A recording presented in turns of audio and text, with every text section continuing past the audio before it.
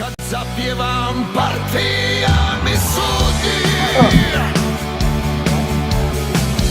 neka sudi, pjevat ćemo ljudi. Ne boj se rogova ni lažnih bogova, šta nam mogu lanjski snjegovi. Ne boj se tragova ričućih hlabova, šta će crni oblak planini.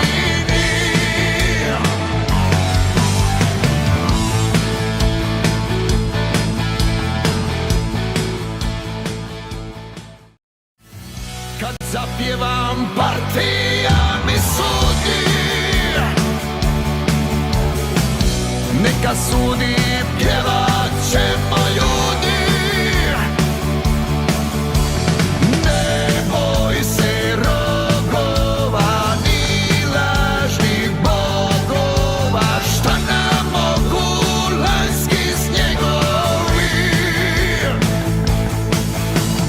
Ne boj se tragova ričućih hlabova.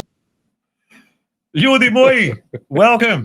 The microphones are working. The proper microphones are working. Everything's plugged in. Episode 20, PodroomTV.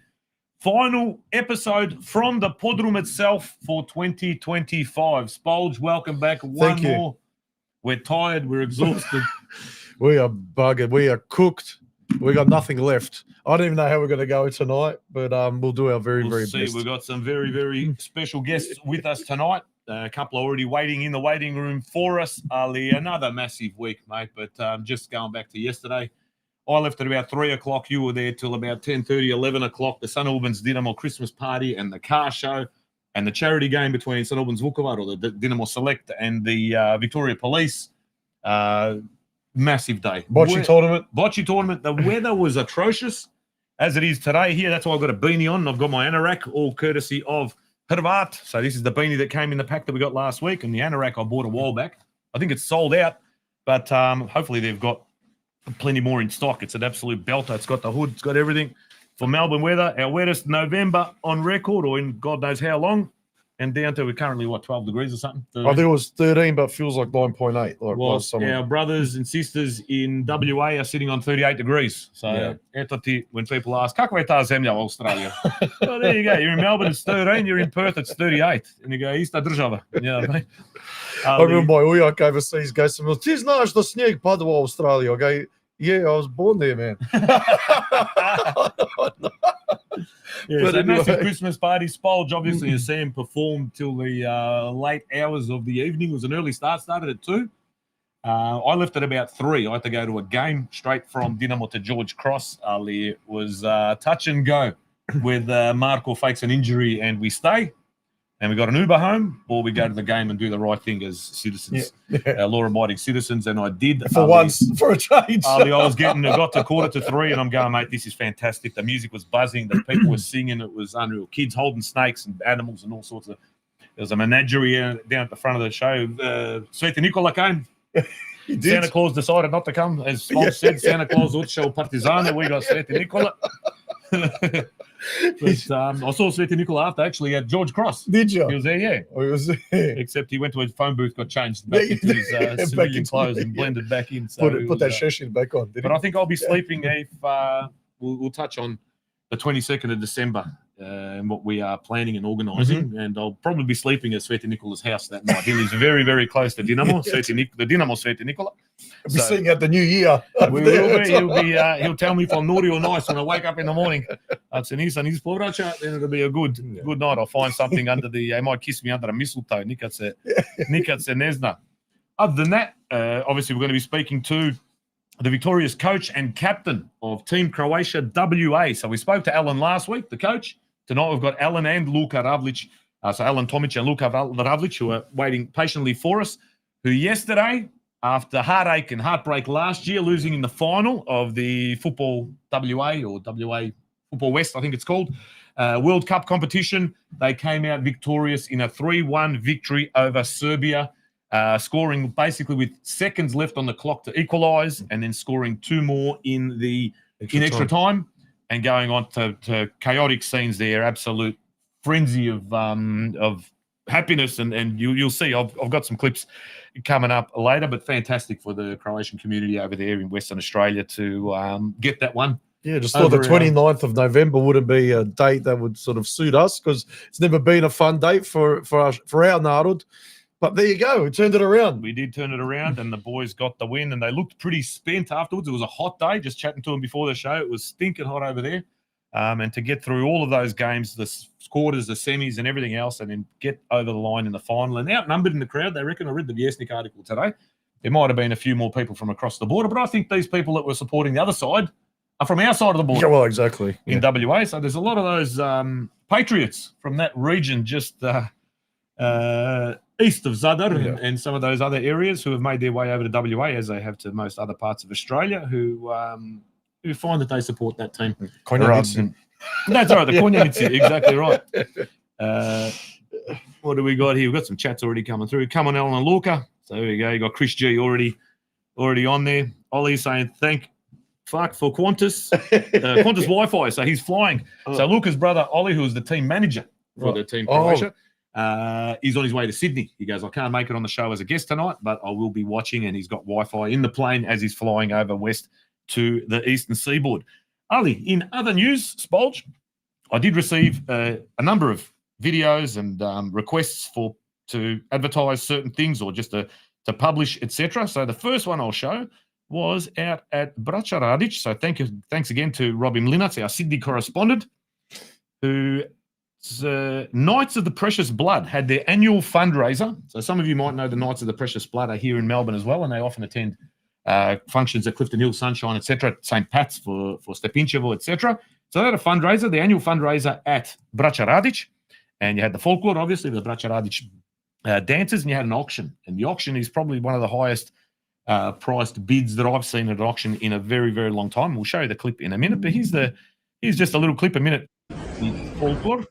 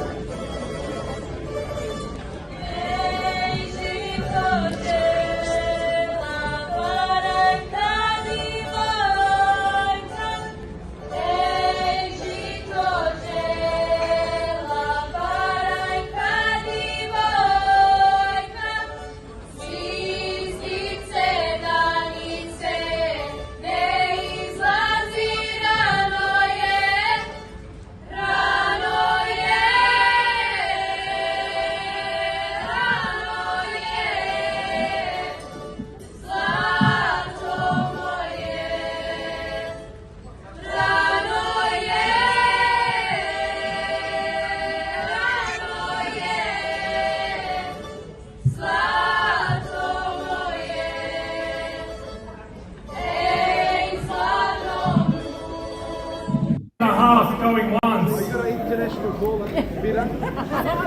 17 and a half going twice. From Hong Kong. Third. Final call. 17 and a half. 20.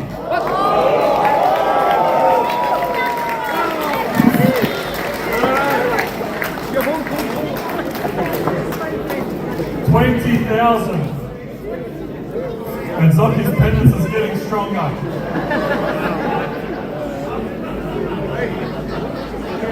20,000. The next bid, you've got to show me your phone what your balance is. 20,000 going once. 20,000 going twice. Third, final, all done and dusted. Sold.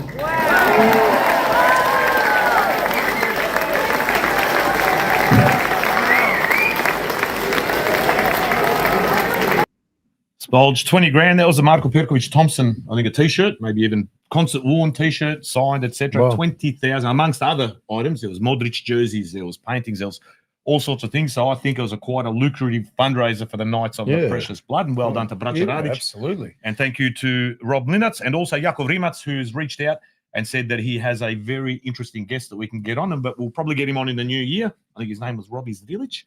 And to tell us I can think of bit a about his great story. place they can hang that T-shirt, actually. In someone's Podroom. I reckon it'll look beautiful. $20,000 Marko Perkovic Thompson T-shirt. Why not, mate? Pretty appropriate. But yeah, thank you and well done to everyone up there at Bracha Radish. You can hear the harmonies there. Absolutely fantastic. Yeah, I it love was. when you hear that stuff and just, you know what I mean? It makes naežis. You do, man. You know, these are kids, and let's talk about you guys from last week at Festa. There was a clip that you guys shared, or somebody got some pretty good footage of you guys singing Michael Starter. Fantastic. Everyone's into it. There's kids at the front there singing the song. Matko Jelavic, who we've been banging on about now for 3 weeks, Matko Jelavic, who sang the original song, shared that clip to his own, was it Facebook or Instagram? His own Facebook page. He put up a post afterwards saying that over 40,000 people already viewed that clip and that he cannot believe the amount of kids that are singing his song that weren't even born when he sang that song in 1988. Because you see, they're all kids at the front. Yeah. And in Australia. Yep. Now, he's probably shocked to see people like us, and me in my 50s singing that song, let alone a 17, 15, 18-year-old kid in that front row banging out that song like they've written it themselves. So Matko Jelavic, he will be on our show. It's a nice little reminder, even for, say, his listeners, his fans who just go on his page and see this thing and say, wow, look at this song in Australia, 3rd, 4th generation kids singing it, still using the language, still proud of it, going, you know, sometimes I get questioned because I get bombarded with, you know, all sorts of negative stuff, particularly from the Novinari, as they say, over there. You know, just saying everything they do is negative, everything that's Croatian is negative, you know, we got to open up ourselves. But then when they see outside the border, 15,000 kilometers away, people actually proud of our culture, you know, promoting it and singing it with all of their hearts, they're going, well, maybe we're right to love what we do, you know, so maybe we're actually teaching a lesson.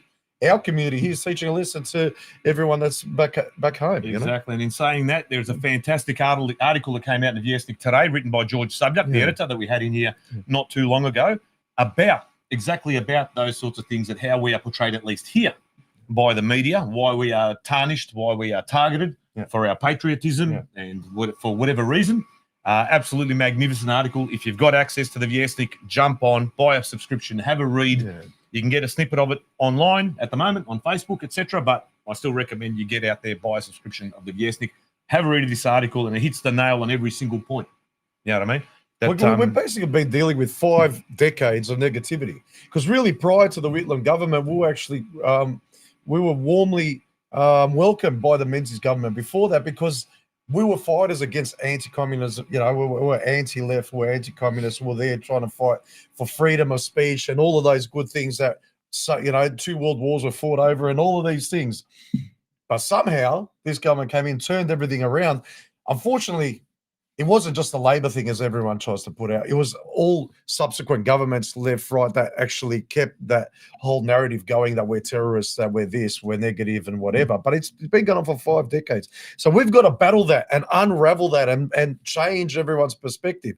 But like I've said to people overseas, you know, before, say, 1990, when the word Yugoslavia came out, people didn't think of a utopia or a socialist utopia. They thought of, you know, they thought of Borat. That's what they thought when they were the sort of images that was would come up when you mentioned the word Yugoslavia. Mention the word Croatia these days. #1 tourist attraction for Aussies. Everyone's going there. You know, over 20 million tourists go into Croatia every year. Croatia's never had such a positive outlook. With these new generations, we just got to change, I suppose, certain politics and particularly from certain media outlets. Highly recommended to read that one from George. Absolute belter of an article. We've also received some correspondence from our friend Petar Finka, telling us about an open invitation for all-age women at Hurstville, Zagreb. And I've managed to get some screenshots. So the club invites new and existing players to come and join the club to participate in Football St George 2026 AAW competition. Club will be striving to field an A squad for the upcoming season, and we do have future plans of entering the Premier League competition by using this as a springboard into the future. Club currently has a great crop of 16-year-old girls looking to move forward into a senior squad in the near future as well. Now, the open training sessions will be on Thursday, December 4, so that is this week, Thursday, and Thursday, December 11. The venue is at Cars Bush Park, and please be ready for a 7 p.m. start for both sessions. For any further information, contact Jack Bullich on 0418 971 457 or email inquiry@hurstvillezagrebfc.com. So Hurstville again doing great things and now branching out. Can I just say, like, you've refurbished here, made this bar bigger and that. So much room for activities in here. Like, it's you could have, you know, like you just stand out like We that. need to build a bunker bed. No power tools, Rose said. No power tools. Ali, also, where's the other clip that I've got? So I've got a clip from yesterday, just the Santa at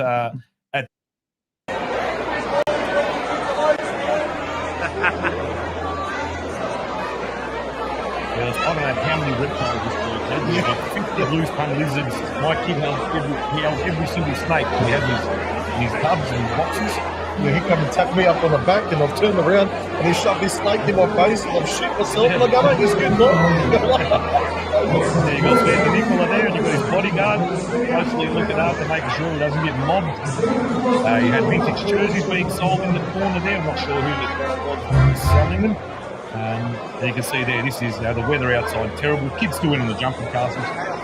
The food was coming. There was the most real Robbie Muddenich there with Yates there, pigs. But I had the chicken was succulent, juicy, beautiful. Going, it was bloody fantastic. It was absolutely fantastic. But Spolge, we are now at liberty to confirm. Yeah. On the 22nd of December, we mentioned last week we're going to do a Christmas special. We weren't going to do anything. We were going to finish tonight, and that was it. Yeah, we're tired. We're emotional. Yeah, we're beaten. We're beaten. We are beaten. Ali, we've been spruiked up a little bit. I was sort of skeptical to start with, but we can confirm Monday, the 22nd of December at 7:30 p.m. Australian Eastern Daylight Time, PodroomTV will be going live from the St. Albans Dynamo Soccer Club Social Club, live on the ground, not on the stage. This bar will be transported to St. Albans. We're going to have sound technicians who are going to be setting up all the instruments and microphones, so it's not going to be as fuzzy as it was in our original Major Minor Unplugged session that we had. And everybody's invited. Can we get a round of applause? I don't know if it works. Let me press the button. It might not be coming through. Oh, there is a button on this panel that you can get those fake candle applause, but I haven't figured out how to work it yet. Monday, 22 December. Everybody should already be on holidays. Kids can come. It'll be open. There'll be food. Bar will be open. Major Minor will be playing live. Acoustic. Yeah, again. acoustic. So, Pete, you got plenty more room to fit in your cello. And, cello. And, we might have, or Mickey will have his cajon, but we may also have a little drum kit for him as well by then, which will be fantastic. So keep it in mind. What we're going to do is I'm going to try and set up some kind of a poll or a jot form or something. Basic information. Basically, you can put an X. You don't even have to give us your name, your number, nothing. We just want to have a bit of an indication of how many people are going to come. Yeah, so we'll put it on our socials, share it amongst your mates or whatever. Or you can put down Jack attending, just so we know. It doesn't mean you have to attend, and it doesn't mean that we're going to book your, keep your details for future reference and send you marketing material. It is just so that ourselves and also Dynamo can cater accordingly, so we know roughly how many. It could be 20 people turn up, could be no one turned up. Who knows? Ali, there's a few excited people out there that think this thing could get a bit bigger because we talked about upstairs. And I thought maybe upstairs might not be able to do what we wanted to do if a few extra people turn up. But just amongst the youngies yesterday at Dynamo, and some of the ones that I've been speaking to here in the local area, they will definitely be attending. And some of the oldies were pretty excited as well. They can get up and do the... Yeah, vaulted. Yeah. But 22 December, St. Albans Dynamo Soccer Club, 7:30 will be our normal time. We'll be streaming live. We'll have 2 cameras going. So one will be facing towards where we'll get the band in and everything else. And it'll be the normal procedure. Matko Jelavic will be joining us, and we will be singing Make or Starter live on air to Matko Jelavic in Split or in Much, I believe. I don't know if he lives in Split or in Much, just outside of Split. We'll find out.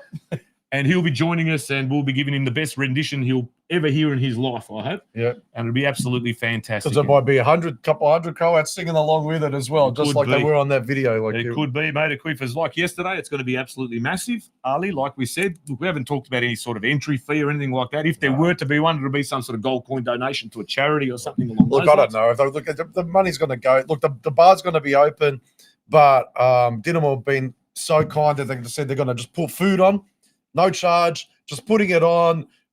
We might have we might have batters at the front cooking chivapa and doing things just so people can have something to eat. All on St. Albans, for a little Just giving leave back, a giving tip. back. Leave Yeah, a tip at the bar. Whatever So you say reckon, 28 yeah. bucks, go round it off to 30 Leopold taco.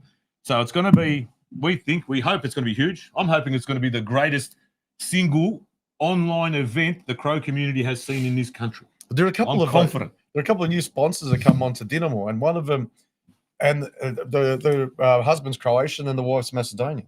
And she heard about this show and she was saying, "How do I get a ticket?" It wasn't to me; it was to a third party. So I really need a ticket to this. You know, there's 4 of us. Can we even like just get 2 tickets to this thing? That they're pumped. I'm going, okay, mate. We'll Come, let you come know bring when 6 doors will people, open. please. Yeah, so it'll all be on socials. We'll have reels, we'll have posters, etc. We'll have that jot form thing where if you can, just let us know. Or if you're not computer savvy, if you've got either mine or Rob's number, just say, look, I'm coming. 3 of us are coming, 5 of us are coming, whatever, just so we can sort of round off a number and go, look, there's going to be 100 people. There's going to be just to help with catering. Could as be well. 1,000 people. Yeah. You never know. This thing could be Corey Worthington again. Well, look, it's going to be just like, I suppose, a free Christmas party for the community. Everyone giving back. You got free entertainment. You're going to get free food. You're going to pay drinks at bar prices. Prizes to be won. Stella's saying prizes to be won. And also prizes do yaya prizes. Now, I've reached out to the sound technicians today. He's going to put together a quote for us. So the same guys that did the Dinamo 50th Gala, and they were absolutely amazing. And you've worked with them plenty of times, I believe, Spolge. Oh, they've done all the biggest of it. They did the Dinamo 50th anniversary. They did the Folkloric Festival, 1,000 people. They're doing Strathmore's 50th anniversary next year. Huge. They did the tournament last year. All the biggest events, pretty much. So they are being quite generous. So people have spoken to them, and they will be looking after us a little bit, but there will be a cost involved. We're going to have a TV screen to the left or right of this bar so that the people in attendance can see what we're actually doing when we are talking to our guests, if we have other guests other than Matko Jelavic on the night. Proper sound so that what comes through to our audience that aren't in Melbourne can get the most and the best possible quality sound that we can get, and footage and everything else. And again, food will be put on. There'll be prizes given away. We're talking about merchandise. We've got to figure it out. I'm going to make a couple of phone calls tomorrow. If we can get some merch out by that night, we might have some merch. Who wants a PodroomTV t-shirt? Apparently some people do. So apparently people are asking for it. So hopefully we'll have some merch for you on that night. But even if you've got some ideas, things that you want, little, I don't know, segments or something you want on that night, there's going to be a live audience. So it's going to open up the scope of the things we can and can't do. So we're open to everything, as you can see. We're not doing it on a stage because we think the stage takes a bit away sometimes for events like this. We'll be on the ground, most likely somewhere between the tiles and carpet. The Vukovar bar will be our backdrop. So that people can go buy drinks. You can stand there. You can bring signs like they do at the WWE and shit in the background. Oh, hi, Mum. I'm not at work today or whatever. Shibbo, do whatever you want. Bring your flags, bring your scarves, come in your club colours if you want. And if you want to come up and have a chat with us, Moses, we're going to party, and it's going to be much, much better quality in terms of the sound coming through the laptop than what it was last time. But if you were in the Podroom that night, it was like the Philharmonic Orchestra. It was the best thing I'd ever heard in my life. So we want that quality to come through from this Christmas party for everybody to enjoy. But if you are in Melbourne, if you're already on holidays and you've got Tuesday off, get down there. It kicks off at 7:30. We'll tell you what time the doors will open, so we'll probably have it a little bit earlier if you want to eat beforehand or whatever, and then we'll go from there. We've grown so much in 1 month. We have. We were just a little backyard podcast before. Now we're huge. We've got to do it we're going to do it properly. We're thinking of tennis centre. We're thinking my music bowl. Well, we go, you know what? Dinamo. Lisinski Centre in Zagreb. The Svinjetina is better at Dinamo than it is at the My Music Bowl. Now, Jure Andrija says, Matko Jelavic long praised Major Minor's rock version of Mako Stara. Well, actually, little known fact that he was a rocker before, and he was actually a drummer. And he was a drummer in the band Metak.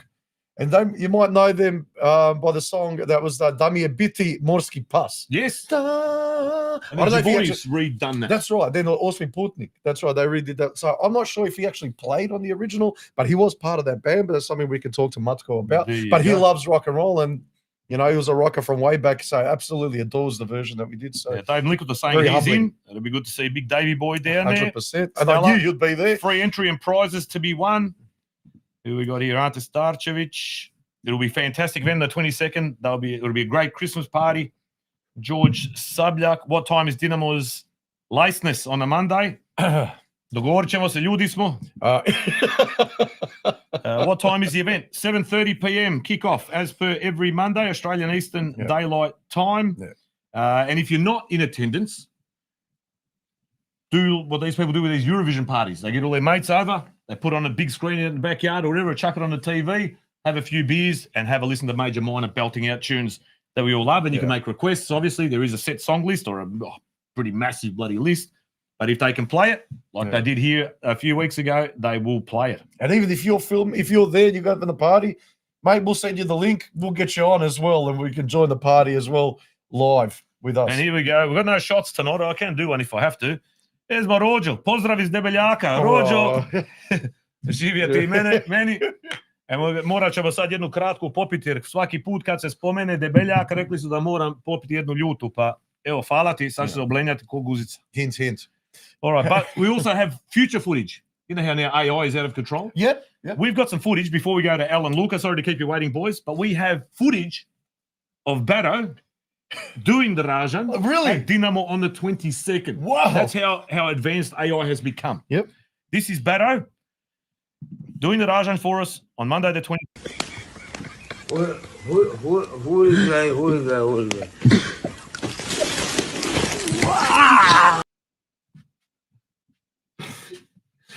There you go. Hope he's all right. I hope he's all right. So, Barrow, if you can see the future, pazi se oko vatre. Zapalit ćeš se. We don't want any injuries on the night. Ali.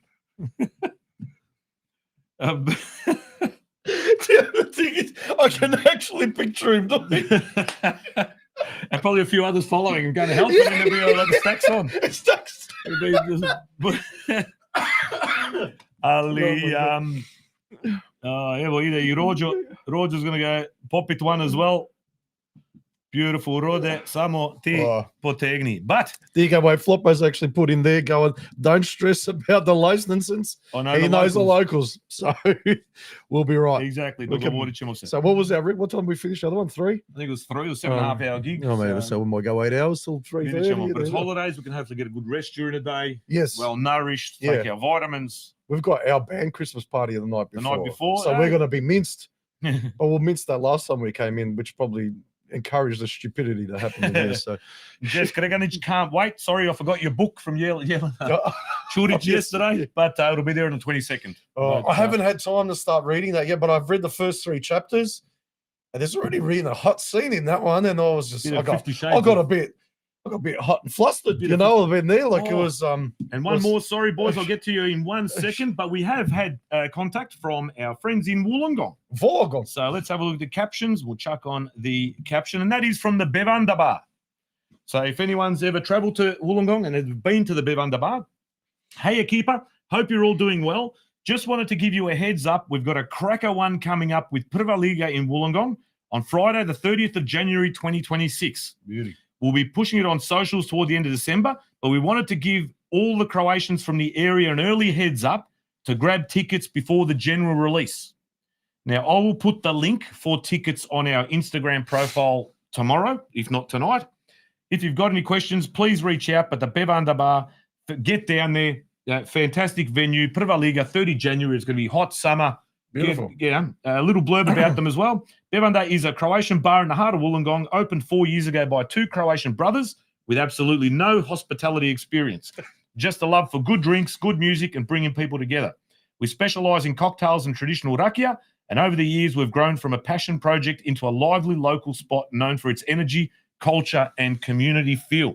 So get down there, even if you're further out from Wollongong. And if you've got time, it's the 30th of Jan before everyone goes back to school and goes back to work and whatever else. Oh, yeah, be like a kick. Get down there, Prva Liga in Wollongong at the Bevanda Bar, Kučić bolje, in the Steel City. Is Wollongong the Steel City or is it Newcastle?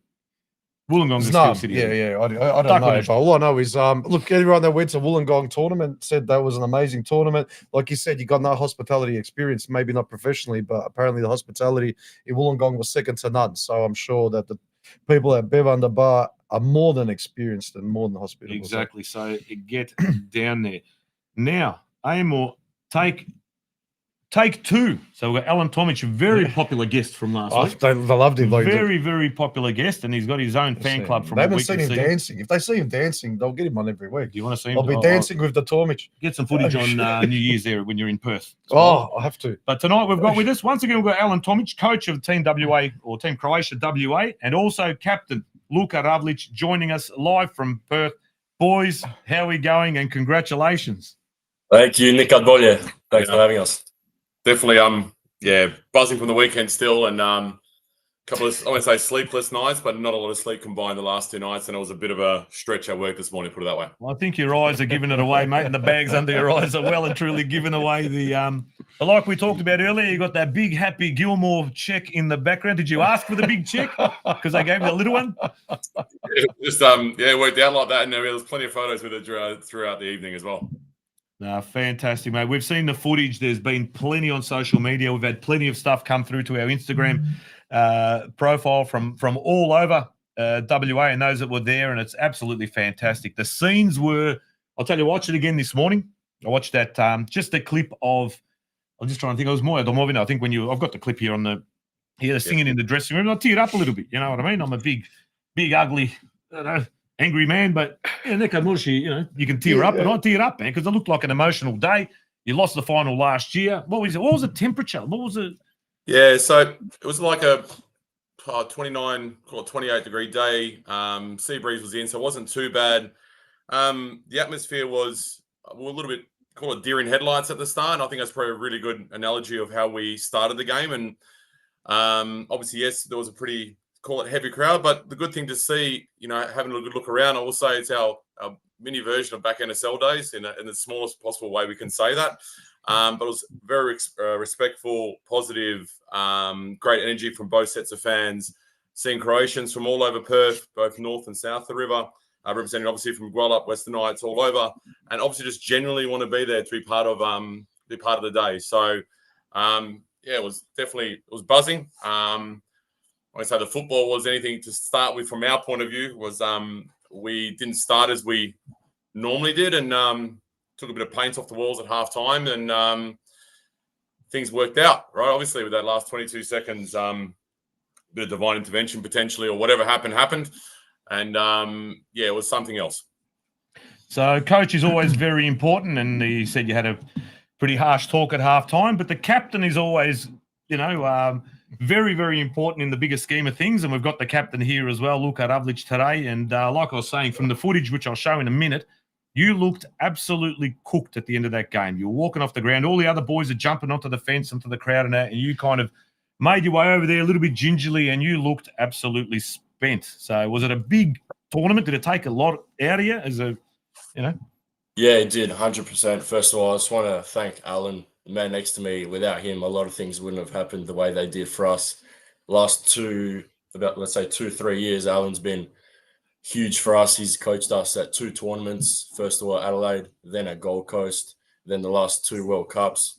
We like to give him a bit of shit sometimes with his biblia-long messages he sends us every week, motivational or tactic-wise, but that's just who Alan is as a person. He lives and breathes football. Everything he does, he literally puts his blood, sweat, and tears into it. The way he unites a group, the way he understands his players, gets the most out of everyone, the way he makes everyone want to run through a brick wall for him is honestly unbelievable. For me personally, I played basketball my entire life, switched over to the Knights maybe about 5 years ago, and Alan by far has been the biggest supporter of me throughout that time. The guidance, the belief and confidence he's had in me, and the trust in me to be captain of teams like this. There's no way I would have, developed in that short amount of time enough to be playing at these levels. And so, not just the team, Western Knights, but I think the whole WA Croatian community should be very grateful and feel very lucky that we have someone like Alan. In terms of the game and the tournament itself, it definitely took absolutely everything out of me, as you saw in the videos. Adrenaline was sky high. It was an unbelievable feeling, literally euphoria. We were all delirious by the end of it. You couldn't have written it, honestly. The context of the game, the history between the two countries, I think we all wanted it that little bit more. Then, we got off to a bit of a shitty start, let's say. I think the nerves got the best of us. The Serb crowd, credit to them, had a huge turnout. They had drums, megaphone, everything. I think that the occasion got to us maybe a little bit in that first half especially, but we never give up. That's been the message from Alan from the start of the tournament. No matter what, till the final whistle, we go and we go and we go. And luck fell in our favour. thankfully, Vala Bogle, we scored in literally the last second of the game. If that ball wasn't clear from that box, the final whistle was gone. And then, yeah, as you saw, chaos after that with our You supporters. said And then, that Alan can sort of get you guys to run through a brick wall. According to Chris G, Luka Ravlic is like a freight train in the midfield. What a beast. And you are a big boy. How tall are you, mate? 6'4", 6'5", something like that. 6'4", 6'5", and how much kilage is there? Because you look like a solid unit, man. I'll tell you what, you're a big. I think. If I'm not wrong. Because it would have been But Christian Tilley, that's our Maldini right there. He, we were a bit worried leading up to the game. We weren't sure if he was going to play. That was a game time decision. He was injured for the semi-final, and he was unbelievable in that final. So love you, Chris. He came through. Now I'll just show a bit of footage that I've got from. I think it was an Instagram kind of a number of clips in one. So hopefully it comes through pretty clear, and in a couple of photos as well. And you'll try and hopefully get a bit of a feel of what the atmosphere was like.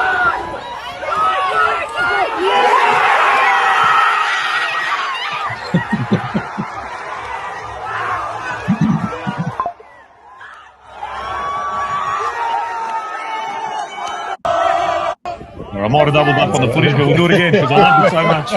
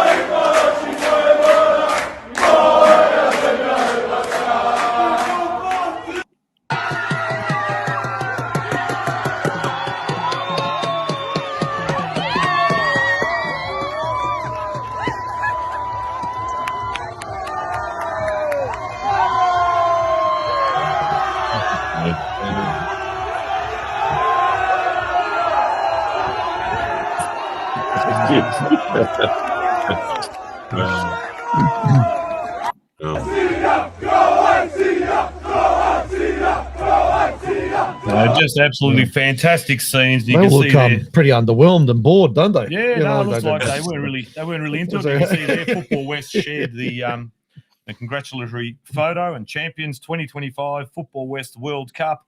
And you can see the passion. Look at the Oh, it's a great gilet jumping out. That's a beautiful photo. You know what I mean? And the crowd, the involvement of the crowd. You know, boys running over to him, you know, hugging probably friends, family. You know what I mean? That's what it means.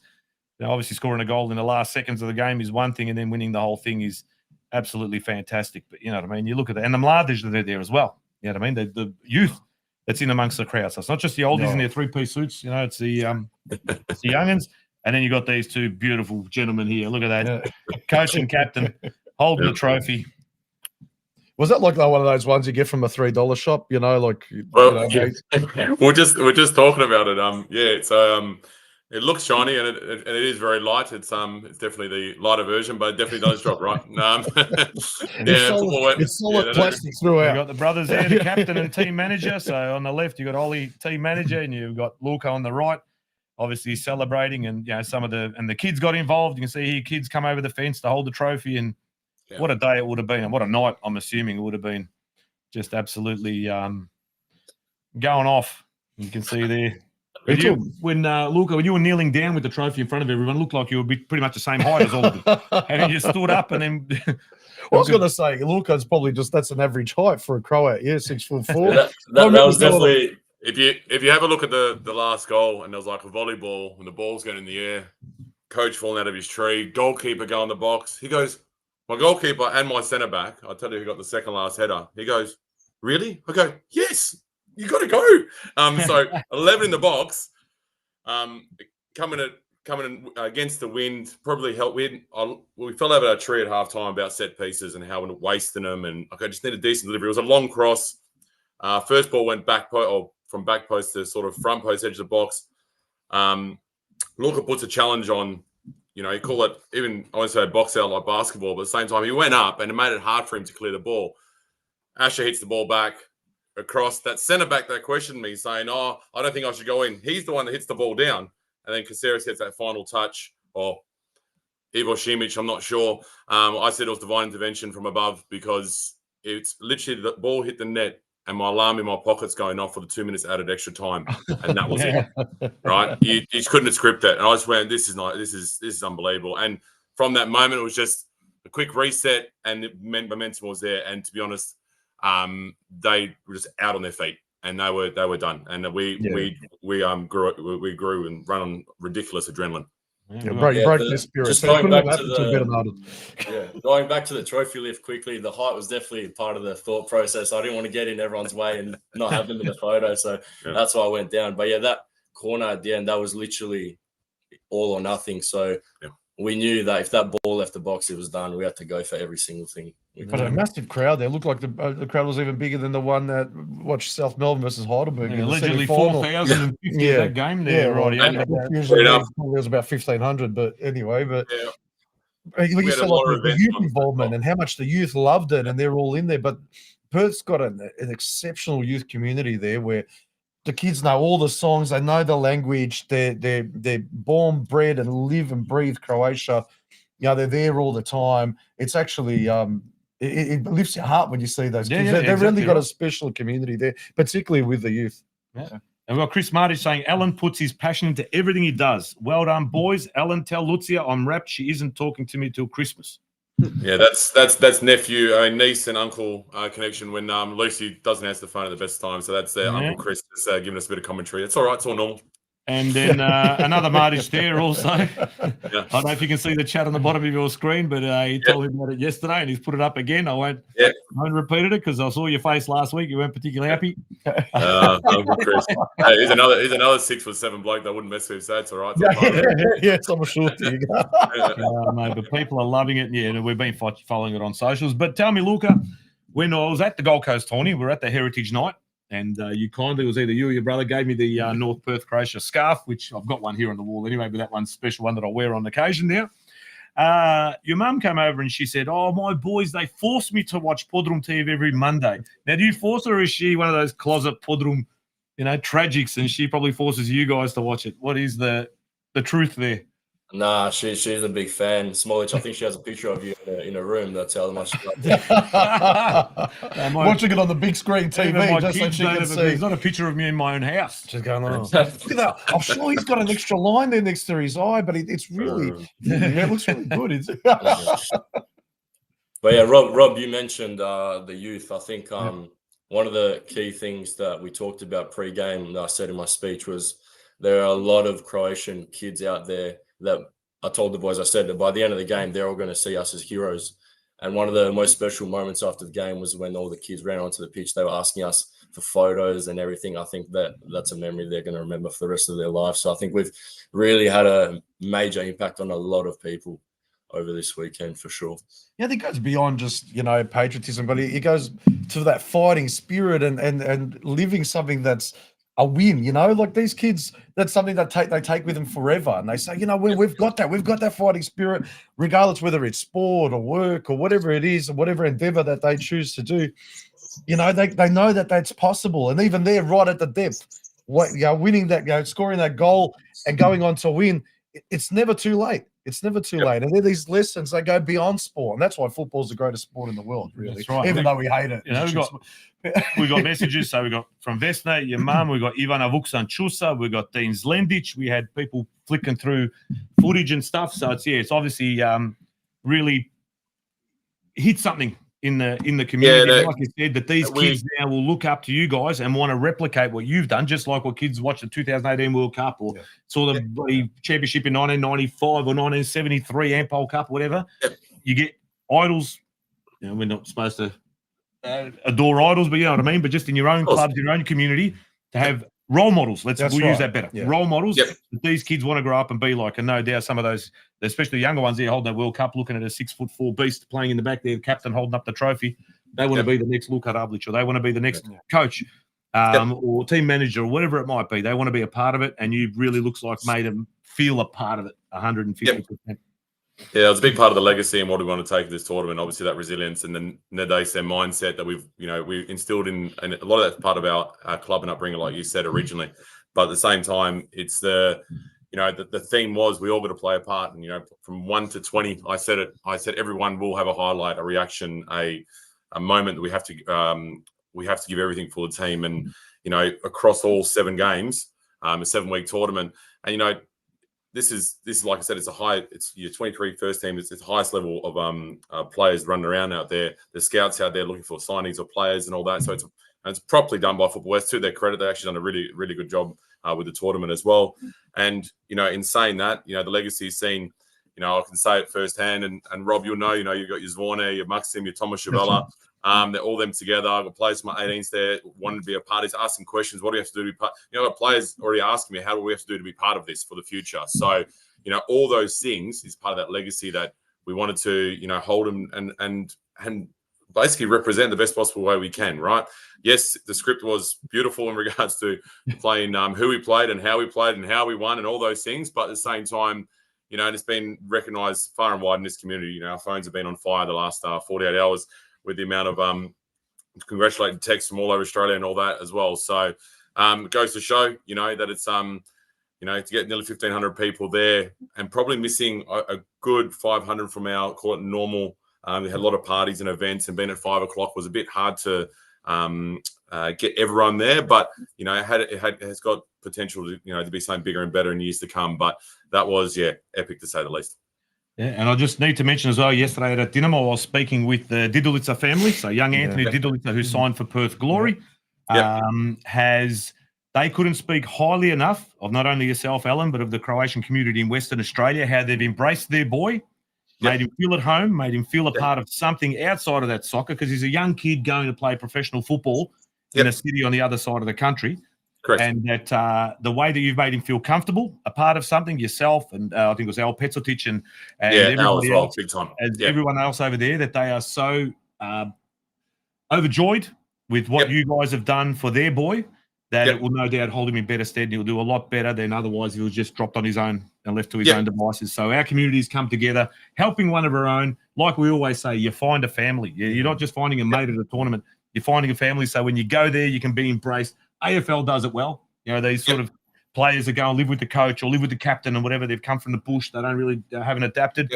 And it's absolutely fantastic. So the Didulitza family were very, very highly complimentary of yourself and everybody else over there in WA. Everybody's experience, everybody that goes there, and keeps harping on about it, but it's true. There is something special about the community and the way they come in. I remember going to Trillions on a normal Sunday night, you're there 3 o'clock in the morning. Yeah, but that was a good night. the kids are there dancing and they're jumping up and down and they're loving life. And I remember going to Zenko, da vidiš ovo je bogatstvo. And he started crying. But anyway, but doesn't take much. Something like it lifts your heart and you go, wow, the next generation's coming through. This is something wonderful. The pride, the love they have for each other and their real togetherness is just, mate, it's inspirational. Yeah, the community here definitely isn't as big as, let's say, your Melbourne's and your Sydney's, but we are so tight knit. I think it's on show every time we go to a tournament. We've got a lot of non-Croatian boys in the team, and the amount of messages I've received and chats I've had with them over the last couple of days, the way they embrace us and our culture and how much they love it, the amount of Croatian songs they know, how lucky they are to be a part of what we have. And they were actually getting emotional over it all. We have honestly some of the best friends we could ever ask for, and they're the best, incredible people. And 100%. And just in that, it makes it all worthwhile, doesn't exactly. it? Here we've got Angel. Is it? Oh, that's my Spanish matador. He's our equal top goal scorer for the tournament. What a beast! Alan Tomic, best coach I've had in my life. So he's trying to get a gig next year, obviously. Yeah. No, in a second, he was amazing. But even like talking about recognition as well for the community, and I received I spoke to Luca today, and we received calls from other sister branches of the club, and North Fremantle and obviously Falkland Group Zagreb. We've been invited. We're coming this week to the Sveti Nikola lunch as guests. We're bringing all the players. We've been asked to come and share and acknowledge what we achieved in the last 7 weeks. So, even that gesture and across the board is something is exceptional. We got guys that don't even know what Falkland Group Zagreb is or Sveti Nikola, and they're going to come from as part of our team. They're going to come enjoy lunch with 250 other people on Sunday at the club. So, things like that you can't buy, you can't measure. Fantastic, boys. No, we thank you from the bottom of our hearts for joining us again tonight. And a massive congratulations. Congratulations on behalf, I think we could speak freely on behalf of the Croatian community of Australia for the achievement that you've had after, battling, losing, coming back, and winning one. What's going to happen with the check? What are you going to do with that? How's that going to be spent, you reckon?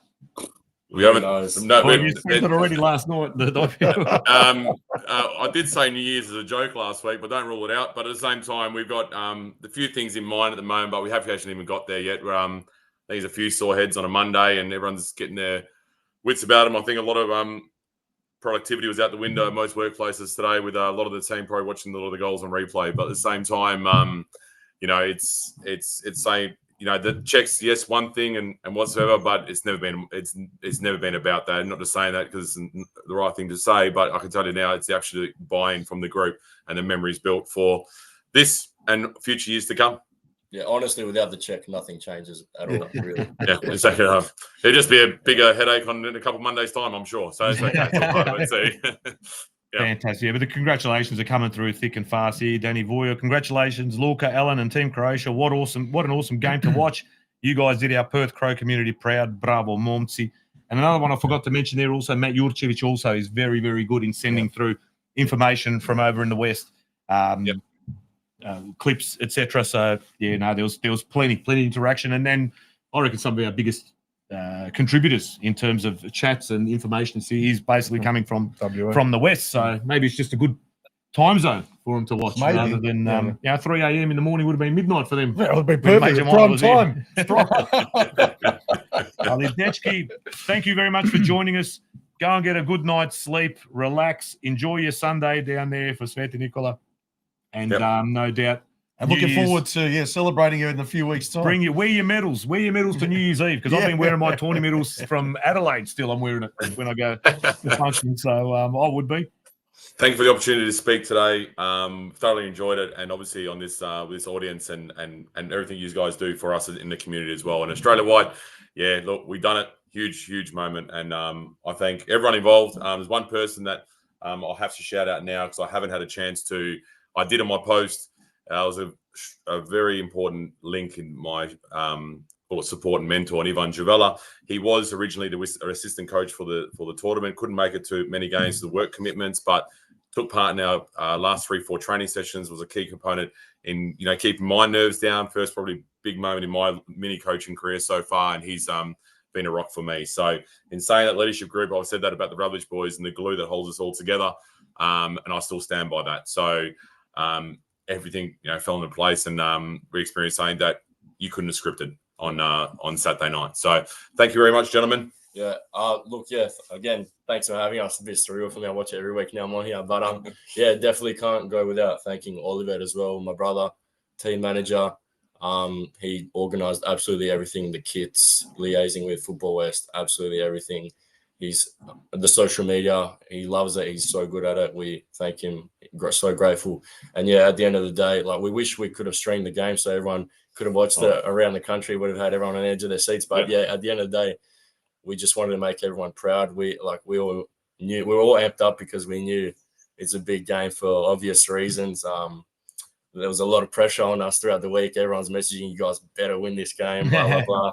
Ivan Jovila even said to us, pressure is a privilege, and we definitely embraced it. Look, we didn't get off to the best start in the game, but we definitely made the most of it. We made memories that we'll never forget for the rest of our lives. That's for sure. Fantastic, boys. Here you go, St Albans Dinamo also, and Anthony Krčmar saying legends. You got Dinamo saying congratulations, guys. Amazing achievements for the Croatian community. You know, like I said, it's universal, just absolutely fantastic across the board what you've done for your community, for our community here all across this country. Fantastic. And enjoy, savor it. Let it sink in. Yeah, yes, there'll be hangovers, but it's worth it, man. It's worth it. And enjoy, and we hope to catch up soon. But all the very best, boys, and congratulations. Pulls it up to everybody over there, West. Yeah, thank you. Thank you. There you go, Thanks, boys. Yeah. Well done. You said they'll be wearing their medals there at New Year's Eve. After the 22nd, with our Christmas extravaganza, I'll be wearing a shiner, a black eye there for the 31st. So we'll be wearing something. Now we've got some even a pozdrav from Marko Samarić over there. Bog, guys. Pozdrav iz hladnog Vukovara. See you soon. It's probably hladno, but it's pretty hladno here in Melbourne too, Marko. So Nema tu puno razlika. yeah, Johnny Zlendić. Pressure is a privilege. What a quote.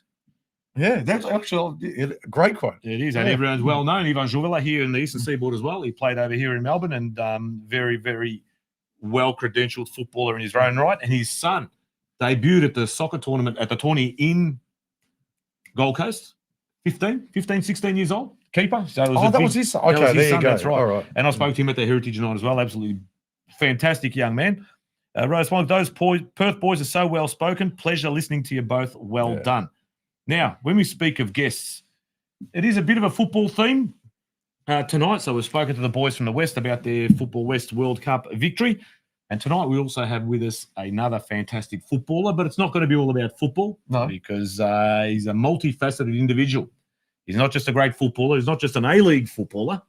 He's not only does he come from or hails from the village of Liščić, where my mother's ancestors come from, where some of the best people that I know come from, but he's also now, and there's been a bit of commentary there and a fair few articles written about our next guest, about his faith and about what he is doing for the Roman Catholic community in this country as well, as a footballer, as a sportsman, and as an individual and as a family man as well. But we welcome tonight our second guest. Let me just get him up on the screen. We have the one and only Tomislav Uskok. Tommy, how you going, mate? Dobro došao. Thank you. Thanks for having me. Going great. How you been, mate? A little bit tired. You did have a game last night at 6 o'clock. So how you feeling after? I didn't get to watch the game. No, we had not a great result, but we had 3 games I think in 7 or 8 days in the last week. So good day off today. So I needed it. I've been a bit cooked. You didn't have to do much, and you had the little ones at Folklore tonight. Was that right? Yeah. My 2 eldest girls, they're here at King Tom. They do Lindro. So yeah, it's they're around the community. They're there, and then they play United with the girls team as well, under 8s. So yeah, running around, but it's all good. So the being in the community is very important to you now that you've obviously moved away from Melbourne. You're living in Sydney. You're captain still. Are you captain of MacArthur? No, we got a top captain, to be fair, Luke Bratton, Socceroo and stuff. So I'm happy to hand it to him. To be fair, less pressure, less worries. Tony Beloved in disguise, Luke Bratton. Is Luke that Bratton, the one? he does look a bit like Tony That's Beloved. Tony Beloved in disguise just come out. How many teams does he play? He's played for more teams than John Markovsky. He's a good fella. He's a good man. No, he looks like a decent human being. Yeah. But tell me, so you're a Melbourne boy. Obviously, a lot of people know you through your footballing escapades. So you started. Where'd you play your juniors, and then slowly you moved in, senior football. And I've still harped back to that Doherty Cup where you scored that last-minute winner at Bob Jane, and just scenes for the Melbourne Knights. But where'd you start off as a junior, and you sort of grow up in Melbourne, and now you've ended up in Sydney, and how's it all going up there? Yeah, it's good. Yeah, obviously, I was at the Knights from early days. So I think we started there was no under 8s or 9s at that stage, So I think it might have been, we were 6, me and Joey Franic, my cool, we were 6 playing under 10s, and we were getting spanked every week. So I'll never forget that. But obviously, most people know me from down there and being at the Knights a lot of my life. But yeah, I found a wife in Sydney, and she pulled me up here. So, I'm happy here. I love it here. It's a bit warmer than in Melbourne, I think, today. So Anywhere in Melbourne, mate. I can't complain.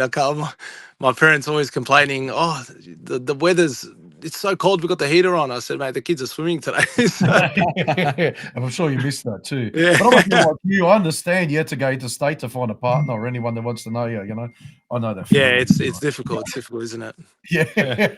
Your messages. But probably like you've gone now from MPL, you've played at a few MPL clubs, and now you've played at a couple of A-League clubs.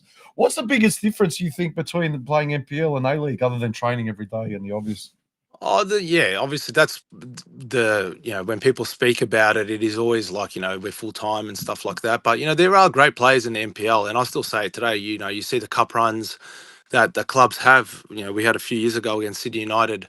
I think the biggest thing is, with A-League clubs, you get good foreigners. You can get bad foreigners as well, which has happened a lot of the time. But if you get good foreigners, they can really make a massive difference. We had Valer Rahman last year, Marin Jakulic that was playing at Oh, he Šibenik. was very good. Yeah. It was unbelievable. And Valer Rahman was playing Champions League for Monaco semi-finals with Falcao and Mbappe and stuff like that. So, these kind of guys have, big careers and they make a difference in a team as well, So I'd say those kind of, those players, you can't, let's say you can't compare, to the MPL. And then, you're full time, that's your only job. You're not going out every day on the job site or in the office. But like I'm a product of the MPL, so I like to give it credit where it's due, and there are good players, and it's not to say every player, every team can be competitive in the A-League, but there are players in most teams that are more than capable. It's just the opportunity that's given to them, and unfortunately, a lot of time, the opportunities don't come. So it is what it is. But yeah, There you go. So outside of football, so you're Yes. a family man. You're living in Sydney now, so you're sort of also separated from your family. But what we have seen, and I've seen plenty of articles now written about you, but for other reasons other than football, to chat to Tommy tonight, there is beaded armour. So many of you may have seen on social media, Facebook, Instagram, etc. Beaded armour. And I've got some bits and bobs off Facebook here, but you can see the logo there. They've got the Pleter Križ, which is, for me, one of the most significant symbols of our narod, in whichever form it comes in. That's the squared off version. You've got the elongated version, etc. But the Pleter inside of Križ basically symbolises everything we're about. Our nationality, our heritage, and our fundamental beliefs. Exactly, and the fundamental beliefs in the Roman Catholic Church. And then you can see the beaded armour. They are the manufacturers of some of the greatest krunice that you will come across in your travels. A lot of people travel overseas. They've been to Medjugorje, Lords. I've had people bringing me back krunice and all sorts of things. But these ones, the ones that I'm holding in my hand, that Tommy kindly gifted to me. Now, I can't remember if it was posted or if your old man gave it to me. But jump online, have a look. This is on Facebook, but I'm pretty sure you're on Instagram as well. Handmade paracord rosaries. So these things are pretty solid. I don't know. What are they made out of, Tommy? Are they made out of stainless steel? Is it alloy? They're stainless steel. The middle ones are stainless, and I've got different types of acrylic with colored beads. But I'm a fan of the stainless steel. To be fair, I think they're pretty handy. There's so much weight to it too. Yeah. Like it actually, like I think maybe when you're praying and you're doing a rosary, having that weight in your hands probably gives it a bit more significance. You haven't run out into Homebush wearing that before a game because it's fairly heavy, mate. So I wouldn't recommend playing sport in it. They are heavy. They are definitely heavy. Yeah, I mean, I wanted to make rosaries specifically for men, and it's pretty obvious that they're not feminine rosaries. And the stigma of especially in our community, women are the ones that pray the Babbe. Growing up, my Baba was the one praying krunca every day and blah blah blah. But the man praying was not really something that you saw often. That's my experience anyway. So I was gifted one from my wife from America. And America, with the faith, they're well ahead of us in Australia, and obviously more people, but they're doing some great things over there. And during COVID, I just thought, I loved my rosary and praying with it, and it, like you said, that weight and that the feeling of it just gave me, an extra want to pray, I guess, if you would call it that. And I thought, I'm sure men in Australia and would love to have something like this, and for some reason, a lady put it on my mind, and I thought, I should probably do this. And I doubted myself. I said, no, you're an idiot. Who are you to preach or anything or say do this or do that or pray? But lo and behold, I did it. And I've probably made over 3,000 rosaries Wow. by hand now. So, So these all handcrafted. all handmade. Yeah. So all the items are separate. And I put it all together. It's all customized to what people want with what I've got, with options that I've got. And that's what I wanted to make. I didn't want to make it like a thing, you could go and buy them made up as it is from somewhere. But I wanted to make it specific. Some people have certain devotions to different saints and colors and sort of things. So I just wanted to make it really specific for that individual. So, and it's really, it's turned out really well. That's fantastic. So when you're talking about these certain devotions, how many different styles or types have you got to choose from?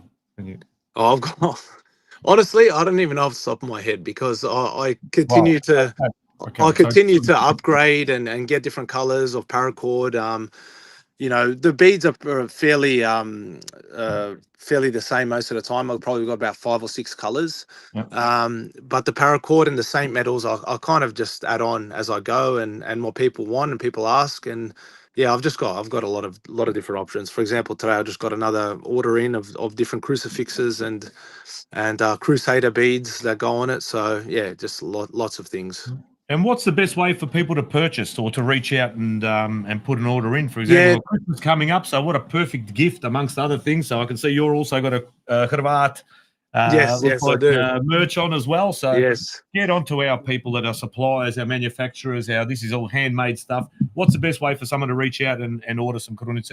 Just direct through Facebook message or Instagram message. I don't have a website at the moment. I've been meaning to do it for a long time, but becomes a bit tricky with how many with it being custom. So I'm still trying to work that out in time that I don't really have. So just through social media is probably the best at the moment. Yeah. So you're obviously born a Catholic and raised a Catholic and everything, but as you go through life, you go through certain levels of devotion and stuff like that. And so even before you started making these rosaries, was there a point in your life or something where you started taking your faith more seriously, or? Yeah, like I think I've spoken. You might have read it in different articles or whatnot, but I've said that I obviously grew up as a Catholic and we'll go to mass every week and that, and once soccer kind of takes precedence over everything, you kind of fall away from that, and that kind of becomes your idol, just and you don't know any better as a kid as well. But I really just started once I met my wife, my now wife. We were dating, and her family was very devout here in Sydney, and mass goes every week. And I kind of just tagged along with her because you'd go up for a weekend, you might have a day or two to see each other every 6 weeks, and you're like, yeah, I'll just go with you. It doesn't matter, I don't really care. You miss up for 1 hour, I'll go. But yeah, and just like that, I started. And when we got married, they do every year here in Sydney like a young adults youth retreat, if you want to call it, with the Croatian community. And me and a couple of the boys from Melbourne went up, Krešo Gojević and Ante Babić and stuff. And I met a few people there, Ivica Kovac, who's just recently, last year, moved back to Croatia as well. And he helped me. He really helped change my life in terms of what I believed and how I was living and things like that. And yeah, so I could thank my wife for that because she really pushed me. Didn't push me. I shouldn't say that. It was my choice, She but guided you. Yeah. she guided me absolutely. So yeah, thankful for her, and then thankful for the people around me that in that time then helped me come into the faith and learn more and things like that. So, but yeah, obviously getting married and then having a child and things like that, you start thinking differently, like I think a lot of people do, and you can go one way or the other. And yeah, hopefully, I chose the right way, but hopefully I'll keep going that way. Yeah, that's a fantastic story. And just like we were talking about with the guys earlier, you got young Luka Ravlic over there in Perth, 6'4", captain of the team that won, is a role model, and his brother looks like he's a fantastic administrator. And you two being a role model, but you're probably even in a more exposed position on a national stage, and they're writing these articles, sometimes on the most positive I'm sure there's people that will take negative things out of that, because we've seen now also that certain flags are being banned from soccer matches. Now, I'm not trying to get a gotcha moment also that the papers can write about what Tomi Uskok said, A-League player, about, but the Vatican flag's now being banned from games and things like that and whatever else. Ali, you put yourself out there. They've done articles, they've done interviews with you, and to quite heavily come out and be proud of your faith, I think, is an absolutely something that's fantastic for our community as well. They're just all Catholics, and it's a universal church, but for our community especially, what you're doing and what you're promoting, it's promoting the good things. You know what I mean? We have enough negative shit on TV here. Every day you turn on the TV, it's all upside down. It's this, it's that. But when you read an article about that, a sportsman who's using the platform for the right reasons, not talking about politics, not talking bullshit, just trying to get people to live a little bit more of a normal, faith-filled life. And I think you're doing a fantastic job about it, mate, because you're a gentleman, and you come across, and I hope that people are responding to it. But even the people watching now who haven't really heard you speak, they've seen you on the field, they're hearing you speak now about your journey. Ivica Kovac, what a fantastic mentor to have, and his young Goran now is joined the priesthood as well. So maybe you can fill Mr. Kovac's shoes now when he's gone over to Crow. Big shoes to fill, mate. Big shoes to fill. He done amazing things in the community, and not just in our community, but in the broader Sydney Catholic community as well. Before he left, he was working for the Archdiocese and basically set up all the men's ministry it's called Maximus Men's Ministry in Sydney, and the Rosary Crusade and all these sorts of things. I can't thank him enough, and he knows I've told him a million times, but I can't thank him enough and how much he helped me personally. And he didn't have to. He didn't have to do anything and bring me to his house with his family at certain days and nights. And when he's got how many kids he's got now, I can't even keep up anymore. But he done wonders. But I appreciate the kind words. But like in terms of football and being a role model and stuff like that, earlier on I was probably afraid to speak of it openly. I speak to teammates and stuff like that, but to do an article, I really pushed it away for a long time. And Ivica was one to say, if the Holy Spirit's calling you to do it, you probably should. And I opened myself up a little bit, but I'm glad I did, because I try to tell kids even now, football, it's good, it's great, I love it, I love playing, and I do it for a job, and I'm grateful for that. But I'm a father first, I'm a husband, and those things are more important to me than what people identify me as a footballer, because that will come and go. But I'm a man of God first, and a father and husband to my family, before any of that. So I just try to remind myself that every day, because especially people look, I see NRL athletes and AFL, and they get lost in their identity in what it is they're doing. And I think it goes in anything today with people with their identities and all this kind of stuff. People get lost in their identity, but really, God-fearing person, God-fearing man, woman, whatever it is first, and the rest is behind you. So if I can tell kids anything, I'll tell them that. As a Melbourne boy, and I find it interesting, there's a bit of a correlation, because I know every time there's that sort of generation, you shared the change room, Marijan Citkovic, a lot as well, and he would always throw in references to God and his belief in God, which I loved. And actually, even I remember doing when I was interviewing at the Melbourne Knights at that time, and we were doing those live things, I love when he would throw those things in. I think it's interesting that there's a bit of a correlation. But as a Melbourne boy, you've moved over to Sydney.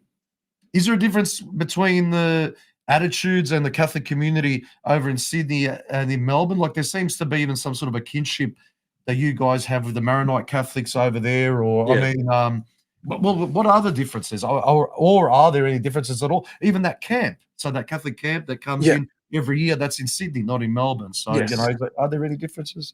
I don't want to be disrespectful, because I know there are a lot of faithful people in Melbourne and stuff it's like about that. being real, But there is, and I really did notice that when I had started coming here and I moved here.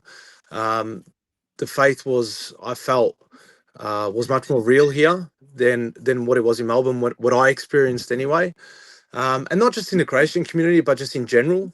And you speak of the Maronites. The Maronites, are well ahead of the game here, and they've probably pushed the Crows here to get on board. And for example, I've got my local parish priest here. He's comes from a Maronite family, Lebanese family. He's a young priest, 32 years old, and they're everywhere. They've got diocesan priests who are Lebanese in the Sydney Archdiocese, and all these young priests that are coming through here are faithful. They're Orthodox. They're they're traditionalists. So that rubs on to young people, and the parishes are full in Southwest Sydney here. Parishes are full of young people, full of children, kids screaming during mass. And thanks be to God. And the same thing in the Crow masses as well. St. John's Park packed. So we kind of bounce between both of them. But yeah, there is a difference. I don't know what it's like in Melbourne. I haven't lived there for a few years now. But I'm hearing good things from certain people there, and I'm hearing that things are growing, and the Rosary Crusade there is growing, and I hope that it continues to grow. I think there's a Australian Catholic Youth Conference there now on the week, this week actually. So it might have started yesterday or today in Melbourne. So that's another great event, and I hope it continues to grow, because I do believe Melbourne needs to catch up a little bit without sounding disrespectful. But in saying that, Sydney is on fire, and priests say it here all the time. Sydney is on fire for the faith, and there's something special really happening here. So I'm glad to be here and to be a part of it. But yeah, as I said, there are differences, but we're all looking to grow. But also, you spoke about America being light years in front of us, Yeah. in terms of faith and that. What are the sort of things that you're referring to? Just their resources, podcasts, sacramentals, clothing brands, all sorts of things. There's so many resources. Like, for example, there's one guy that lives in America now, Aussie. You may have heard of him, Matt Frad. His podcast is called Pints with Aquinas, and that's what really started me when I started listening. I started listening to him about Catholic things. There's so many great resources for people to listen to and to read coming out of America, and they're just ahead of us in all those things. All the great speakers that are coming out to Australia are coming from America. So Matt Frad was here, Deacon Harold Burke was here recently. But yeah, there's a lot of things. But in saying that, there's a Maronite, a Lebanese guy here, Sharbal Reish, who runs Perusia Media, with some fantastic resources out in Sydney, with local priests and with international speakers. So if anyone wants to have any resources from Australia, get onto Perusia Media as well, because they're fantastic with some local Sydney diocesan priests that I know well. So yeah, like I said, they're ahead. Obviously with the number of people and resources they have, but a lot of the stuff coming out from America is really good. Yeah. There you go. Ali, about overseas now, we had Petar. What was it, Petar? No, who was it? Yuri Andrea, saying that I'd failed to mention. I did mention the Liščić roots, obviously from down near Benkovac and the Uskok side.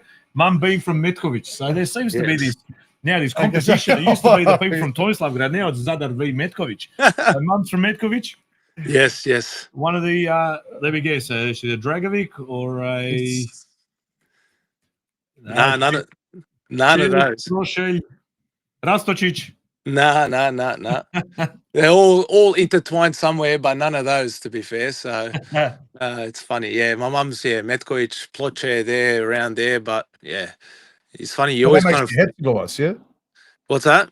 That makes you a Herzegovac, yes? That's what I tell my dida all the time, but he's not happy with me. Yeah, but do you get back often now with with everything you've got on? So obviously with Peter Dharma, and you've got football and a young family.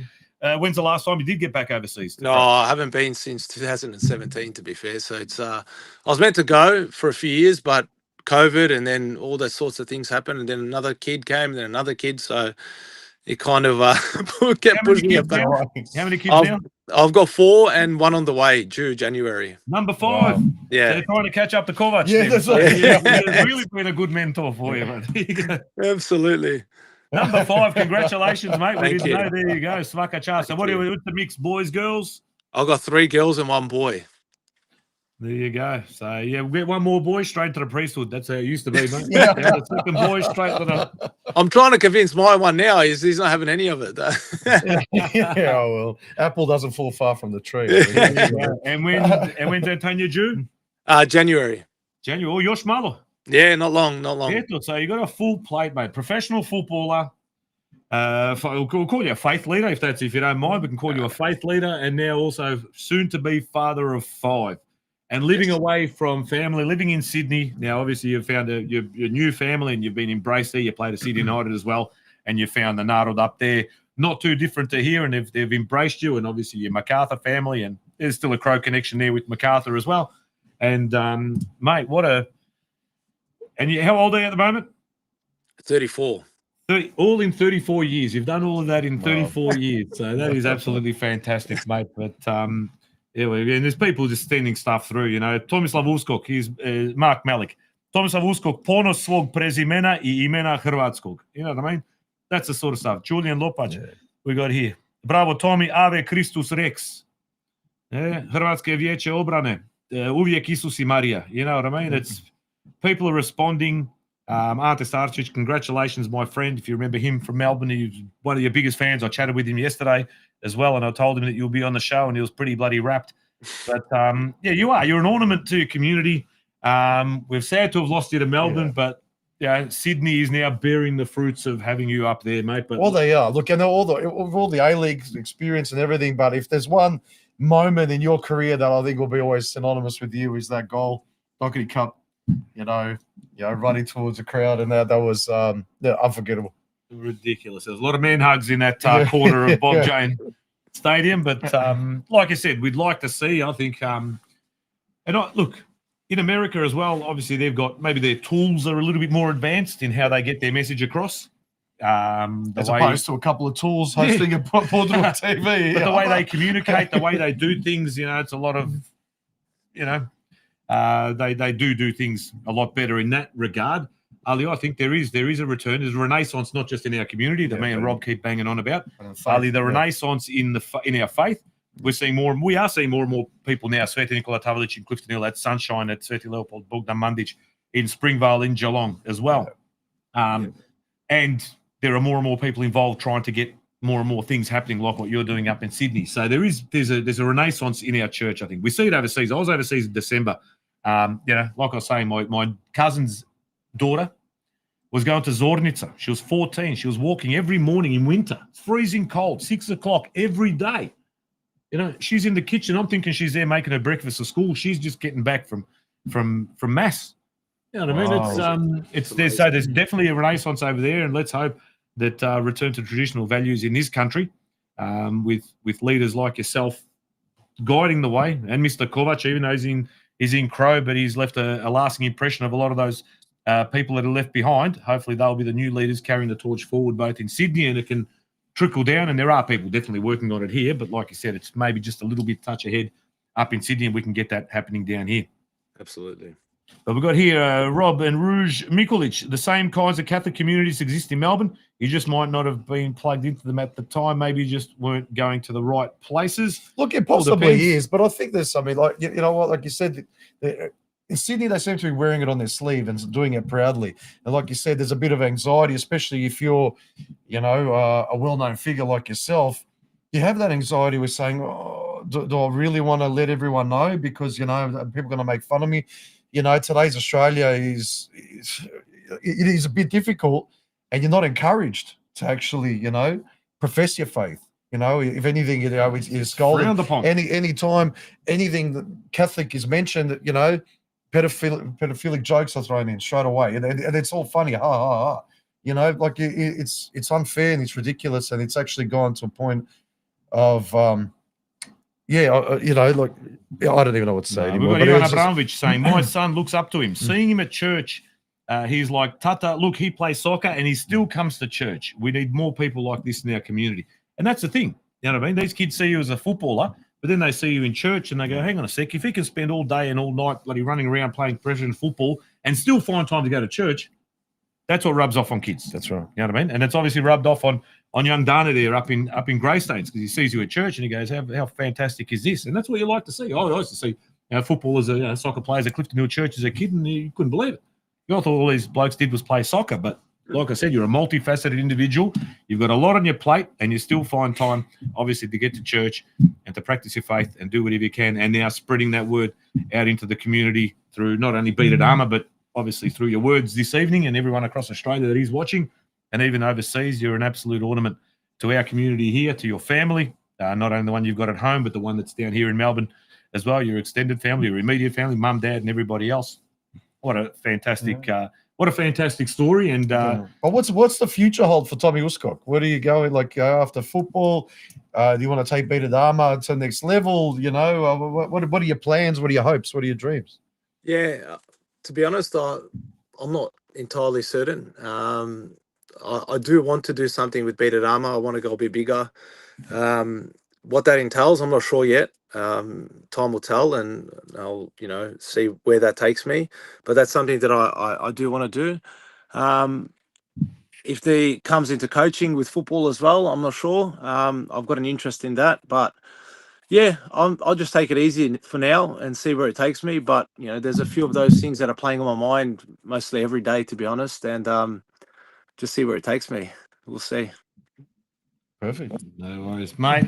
Svaka Chas, good luck for the rest of the season. Good luck with Beat It Armour. Good luck with the new addition to the family, number 5. Absolutely fantastic. Marco and Mum must be very, very proud and can't wait to meet the new bub, Ali, mate. Svaka Chas, keep it going. You're a fantastic role model for all the kids that are watching tonight.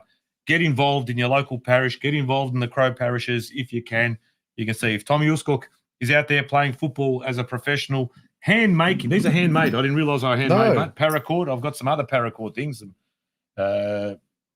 Probably have to put into a bin here at the local police station. Ali, paracord Krunica made of stainless steel. This thing will last an absolute lifetime. It is I think hanging the local government might actually encourage putting these in the bins. Yeah. Maybe, I think. But Ali, thank you for joining us. Everybody visit Beat It Armour on Facebook and on Instagram. If you would like some Krunica, especially now before Christmas, hopefully we don't put you too much under the pump.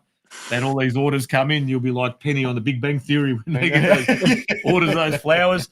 Ali, let's hope, let's get behind it, because you know what, it's that's fantastic Christmas. It's the faith that we've been carrying with our Narod for many, many centuries now into the millennia, and we need to pass that on to our kids as well. But Tomi, fantastic. Thanks for joining us for Chedas, mate. Thank you very much. Thanks for having me, guys, and God bless. Yeah. Veliki pozdrav. Thanks, All the best, Tomi. brother. I like the watch. There you go. Tomislav Uskok, A-League footballer, there's a sort of handmade stainless steel paracord Krunica.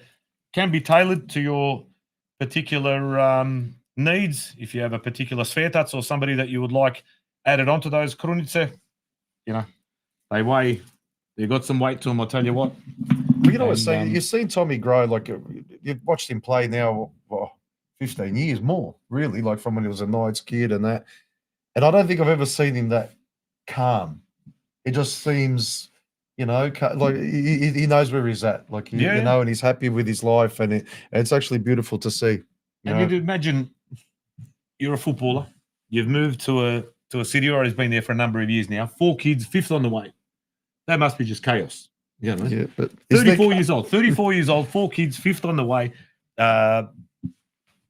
and to come across like as that, calm as he is, that means he's doing something right. And obviously what he is doing is giving him that calmness and that peace. Yeah. That is reflected in the interview tonight. You know what I mean?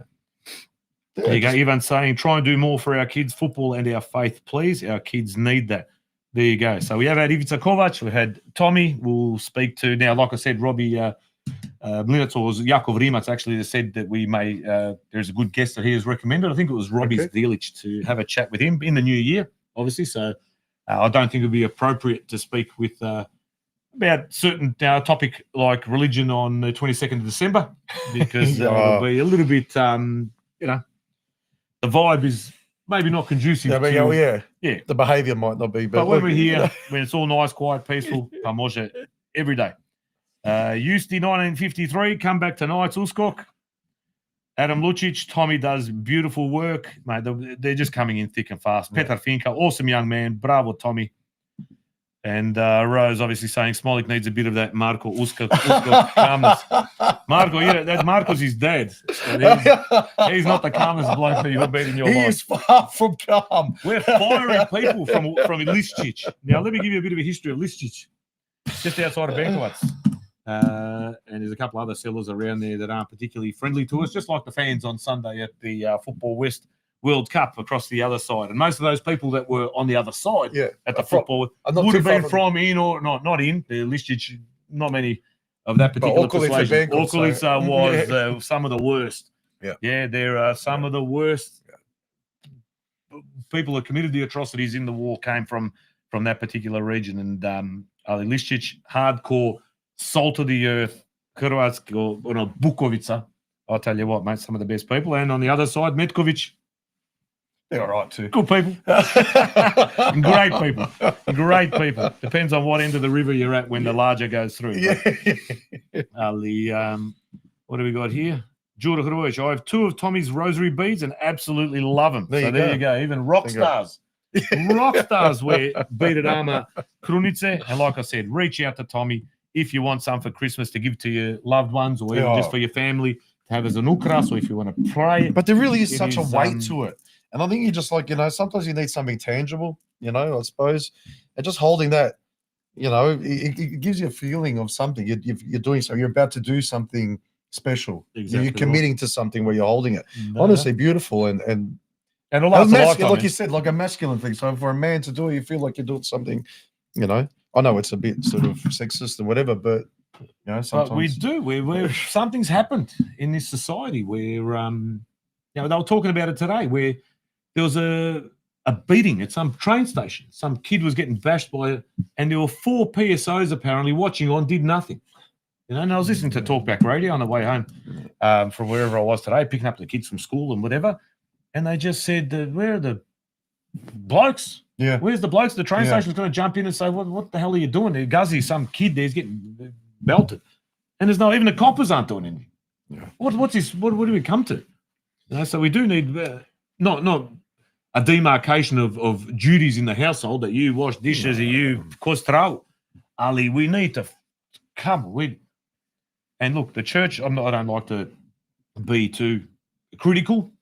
Ali, they need to step up. Our church, these archdioceses here in Melbourne, I know Sydney maybe does a little bit better than here, but they're so hamstrung by all of these scandals and whatever that they can't say anything. They're scared to say anything. Yeah, this bullshit that's going on now, our church would have been out there in a flash on the news. Fucking never. No. It's bullshit. Right. It's wrong. Yeah. Now you don't see them. You see them at Christmas. They say, here's the St. Pat's and here's St. Peter's. It's balls. Luck and orch. You say someone like Cardinal Stepinac who didn't care who he was talking to, which even which side of politics sometimes. He would come out and say what he thought was the right thing from your faith point of view, and that was someone that was representing a representative of God or a guide for us to, in that way. But yeah, you feel like that's lacking in so many ways. I think that's why there was that Assyrian priest that really captured the audience in Sydney. I've forgotten his name. Emmanuel. The one who actually got stabbed. Didn't he? Because he was someone who was giving clear paths and wasn't scared to say anything. And people, I know many Catholics were even watching him. That's right. They might disagree with some of the things he was saying or whatever, but it was a proper guide, someone who wasn't scared to say, this is what it is. This is your role as a man. What's wrong with having a role? What's wrong with a man standing up, protecting his family, doing everything that he can for his family? That's the whole thing. It's been decades of brainwashing, saying, a woman being at home and looking after kids or looking after a household is somewhat a lesser job. It's insane. It's the most important job in the world. Yeah, if you take your feet off, you wash the feet of women who do that, because that's something that's sacrifice. That's what life's about. That's what life's about, the simple things about family. That's what's sacred. But they're making it, no, you want to have a career. Yeah, bought the career. Yeah. You know what? I've always liked that, but I think men don't have that I don't know. We don't have it in part of our DNA where we can care and like the way women can. Yeah, they're more talented in that way as well. We can lift heavier rocks than women can, but they can take care and of families better than we can. It's just some people are good at some things, and other people are good at other things. And what's wrong with that? You got to accept it. You got to move forward. You know what I mean? But we've got actually just a disclaimer or a clarification. Those footage that I showed earlier of the auction and the forecourt, that was actually held at Blacktown, not at Bracharadic. Okay. But because it came from Robbie, and I thought straight away Bracharadic I had in my head. Oh, so it was Domovina Sydney, was it? Or was And the top, that Thompson top that was sold, was actually worn at the Zagreb Hippodrome concert that went for 20 grand. Wow. So it's okay, that's why. again, it's a world record concert. I've been telling these people who work in it that would never go, oh, what are you listening to, mate? I walk around with the speaker. I mean, that speaker I was using before, I have in my pocket and I walk around the worksite with it. He's Torsvira. You look those nutters that go on their push bikes. Yeah. He's Torsvira. Oh, who's that guy, guy? mate? Oh, what are you listening to, buddy? I go, oh, it's this Marko Perkovic Thompson character. And they go, oh, who's that? World record holder, outdoor fucking concert, 504,000 people. And they go, really? What country is that from? All right, thanks, mate. All good. But speaking about what's happened to the world as well, and things that have just turned upside down, I think, I don't know, my social media and all like news outlets and that I look at has just been inundated with that nun from Herzegovina who was stabbed in Zagreb. It sickens me. It's the most sickening thing I've ever seen. I've seen come out of Croatia for such a long time. Even at the height of communism, I don't think someone would have done that. Something's really trullo over there at the moment that something like that is possible. I know, like, how many times you'd go overseas, 3 o'clock in the morning, you're not afraid. Nah. That was one of the beauties of Croatia. And even like, they're talking about Croatian cities and Zagreb like being one of the safest capitals in Europe. And it was true. No. Because you'd walk around 3, 4 in the morning, be pijan ko majka, no one's going to touch you. You know? Correct. Or if you drop your wallet, they'll pick it up and give it back to you. You know, was that thing. Now, a nun is getting stabbed in Zagreb, like so close to a monastery or whatever. Like that's sickening. Ridiculous. You know, But now I've also had here, let me just have a look. You can see there, boys, any comments about the protests held in Zadar and other parts of Croatia yesterday? Oh. So there was some kind of these days, it's pretty easy to call yourself an anti-fascist. Oh. Antifa, anti-fascist. They walk around, they wave their flags that are it's so incoherent. Yeah. The flags that they wave, there is nothing that bonds any of these ideologies together, but they are just activists, protests, whatever. They went through Zadar yesterday. It looks like the Tornado Zadar boys got together. There was even a little dinghy. Did you see they were crossing the bridge? He was just tossing There's a bloke on a dinghy throwing paint bombs or whatever it was at them, and then they waited for them at the Trg as they walked past, and I saw some of that footage as well. But Zadar won't take it lying down. Hopefully Zagreb doesn't either, that these sorts of incidents and these sorts of what are they called? Provocateurs. That's what they are. They are provocateurs. And the ones in the crowd were those blue-haired hacks. They are the ones that you find, these earrings, or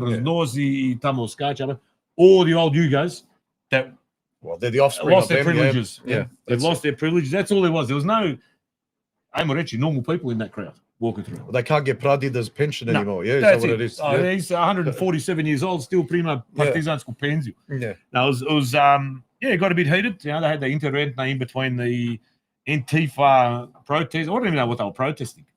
Anti-fascism. Yeah. Because of the fascists and the re-emergence of fascist iconography and salutes and just attitude that's reappearing in Croatia. Absolute garbage.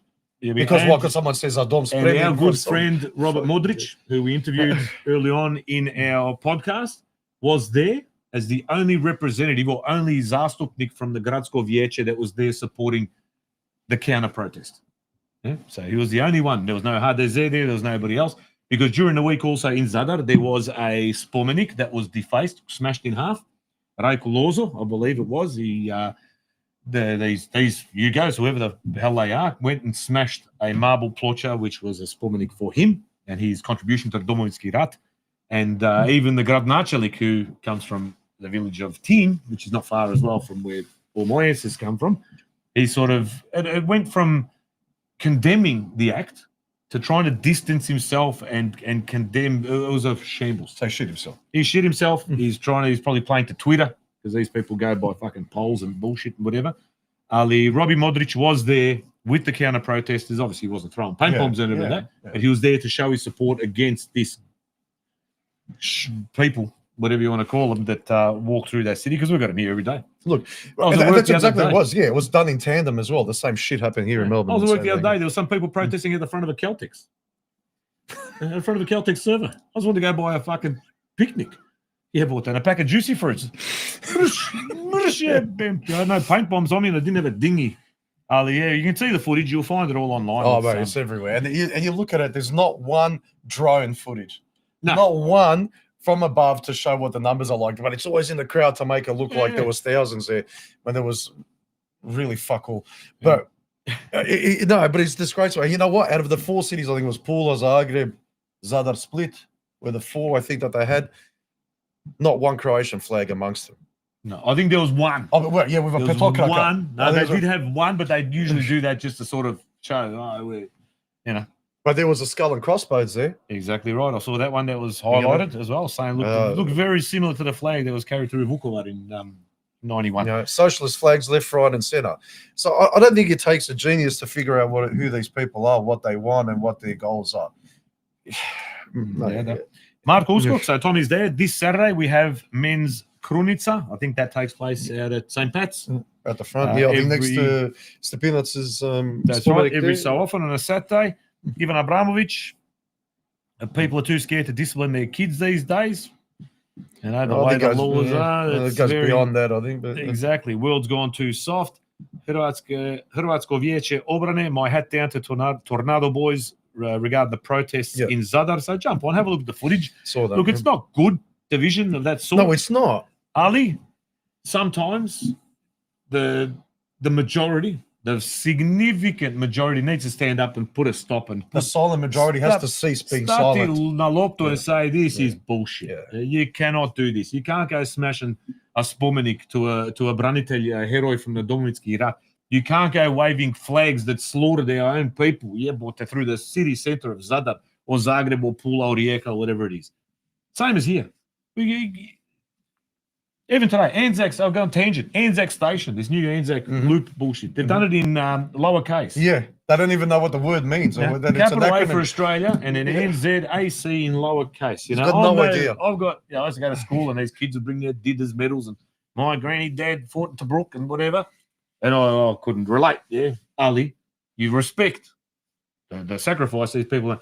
They've gone and put in lowercase, they've written Anzac basically with a capital A and lowercase letters, which is an absolute disgrace. Yeah. And people say, oh, but grammatically, not grammatically. No. New Zealand's So a country, NZ needs to be in capital.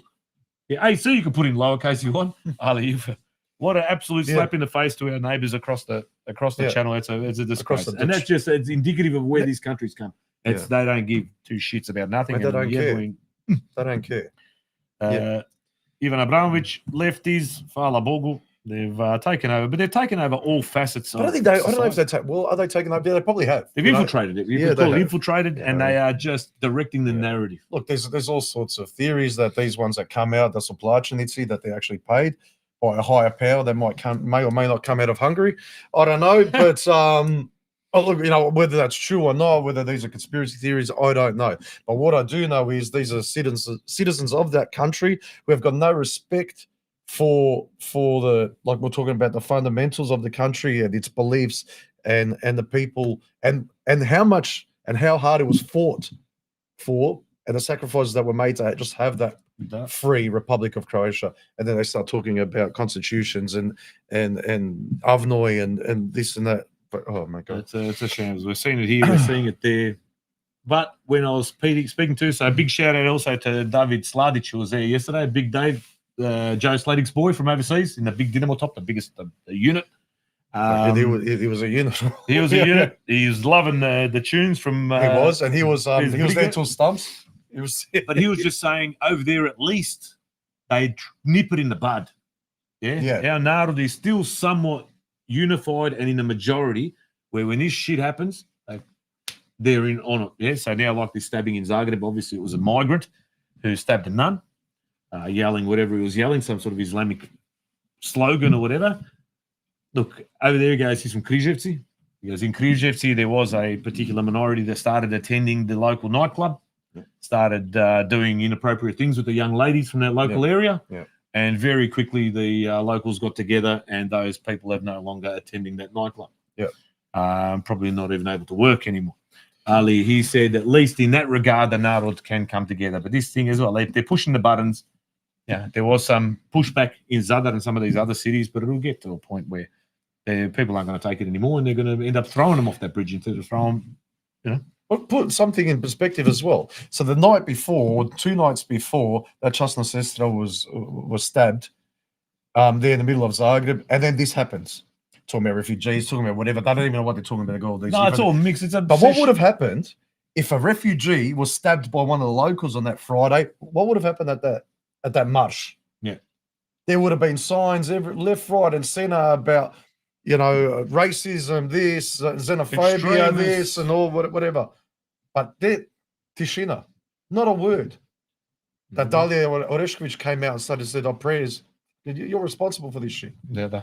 But look, no, it's sad. Hopefully they sort themselves out. But we've got some pretty big problems here in general society here as well. Hopefully they can sort themselves out. But if we keep sort of sitting back and watching it, I guess we're all responsible for it. You can't. Sometimes you don't want to stick your neck out. You work in a particular job in a white collar industry or whatever, and you can't really be going put your views out there as openly as what we could back in the past. There we go. Once those things change, then you become a little bit more comfortable. So I'm finding now I'm a little bit more comfortable in putting my views out rather than how I was 6 months ago. Or you don't even have to go out and say Bible bash or talk to anyone. Don't you have to talk about your faith? You don't have to talk about anyone about your beliefs or what you think. But you have to put a stop to it when people start saying anti things like that. Like, I don't know, even in my workplace, a small example in my life, where they started making Catholic jokes and about the Pope and again pedophilia, I stopped it. I go, no, stop this shit immediately. No. I don't talk to anyone about Catholicism. I don't talk to anyone about faith. I don't talk to anyone about anything. People can be, and you've got so many different faiths and stuff in my work, and that's all good and beautiful. God bless. I don't care. But don't come and start Catholic bashing. No. Especially with lies and innuendo and all this other crap that's going on. That's where you got to say, stop it. And so when you say stop it, all this other shit stops. Because they will shit themselves at the end of the day when you sort of put your foot down and say, I'm not going to take this. Then they say, oh, hang on. I used to deliberately. I had a statue of Pope John Paul just over there. Pope John Paul II. I used to have on my desk at work. And I was waiting for someone to say something. I was checking, almost inviting them to say something. And on that religious front, Nishna, but I did wear my Slavonska jaketa once from Đakovo to work. And one bloke goes, "Oh, you're wearing your grandmother's cardigan?" Yeah, but someone make over I go, "Well, was your grandmother wearing my grandmother's wearing this cardigan? Are you fucking Hessian sack? You've been man, this sunset, you been there. Man. I didn't go to HR. I did my own. What's that? They educate you. They put you into these education things, and you got to learn. So I educated him, people. Well, I'm hoping to go to HR next year and Republika Hrvatska, hopefully. Yeah. It's been a few years. So. There you go. All those lefties, Komos, Yugs, and kids of Udbashi are waving those flags in Zagreb, Zadar, Pula, Rijeka, Sramota, and also in our community, we are being infiltrated by the same scum. Look, you can't look. I don't care particularly if you're a leftist in an economical sense. If you really believe in socialist principles and stuff, that's fine. But as long as you're still true to Croatia and you're still patriotically Croatian, they're not mutually exclusive. That's right. You can do both. But funnily enough, none of these leftist or socialist organizations are patriotic Croatians. No. Why is that? No. But you find, look, there's a balance. You can go like America where you have to pay an arm and a leg to get someone to see you when your leg's been chopped off. And you got to go, oh, hang on, you got insurance. Or have you got 40 grand to get taken? That's ridiculous. All right. So now, like, medical attention, that's a human right as far as I'm concerned. But we all know that the evils of communism and that. So there's got to be a balance.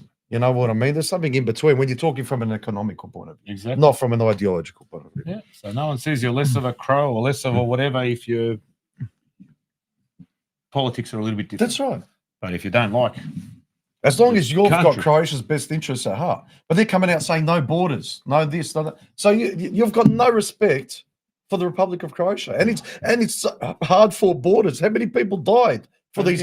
For you to come out and say no borders? A couple of weeks after the commemoration of Vukovar and Škabrnja, and those people that were in that city probably walking across that bridge are from Škabrnja or from Nadin or from some of those sela around there that were Smilčić or whatever it might be. Just ridiculous. It's absurd, almost. It is absurd. That it is absurd. It's almost as absurd as putting out bins for people to put in machetes. They've collected 9,000 machetes. They cost $444 each, according to Tom Elliott. Yeah. Today. But there was a machete for, what was it, 3 days ago, But that machete must be safely in one of those bins. Yeah. And then there's another machete attack this afternoon. Al dobro, nema veze, it's working. Now, 22nd of December. All right, good things. We're talking about good things now. Yes. Like we said, we're going to try and get professional AV. Maybe we may need some financial assistance just to cover the costs. Yeah. Look, they are coming in. They're covering a lot of the stuff, this EG group. They're bringing in their equipment for nothing, but we might need an operator in there who will need to pay. So we're looking at some sort of sponsorship just there. We're happy to put your name all over the show, do whatever we need to do, promote, etc. So if there's anyone that can put a couple of bucks forward, dobro, ako ne, we'll we'll do it. It's still going to go ahead. Right? Yeah. Ali takes a little bit of the pressure off. Yeah. Also, now I didn't really even talk to Ilya or anyone about it yesterday, but stalls. If people wanted to also attend on the night and possibly set up in one little corner there and have their wares, whether it's a folklore group, if it's a church group, if it's a business, etc., they wouldn't mind putting a table there in the corner because you're going to have potentially a few people there.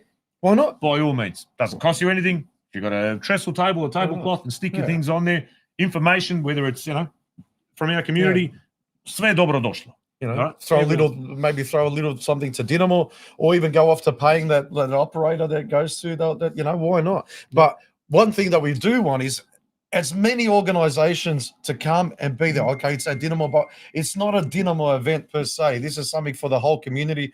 We want everyone out there. Like, you'd love to have people like, you want Jimmy and Stipa from Strathmore there, and we'll interview them there on the night if they come, which I'm sure they will. Same with Dandy, same in North Geelong, same Melbourne Knights, Melbourne Croatia. You're all welcome. Everyone's welcome. We want this as a coming together of our community, everyone together, celebrating this year, 2025, all the things that we can achieve in 2026. We're proving it day in, day out. Things are getting better. Things are growing. Things are getting more positive. This is that little thing. This is that little thing just to cap it off, that positivity, so it continues on into the new year, that bit of inertia. So everyone, if you could come in, would love to have you. Beto comes in from Dandy, or anyone from Dandy, we'd love to have you there as well and interview you there, talk about your year, what amazing year it was for Dandy City as well. Exactly, in the flesh.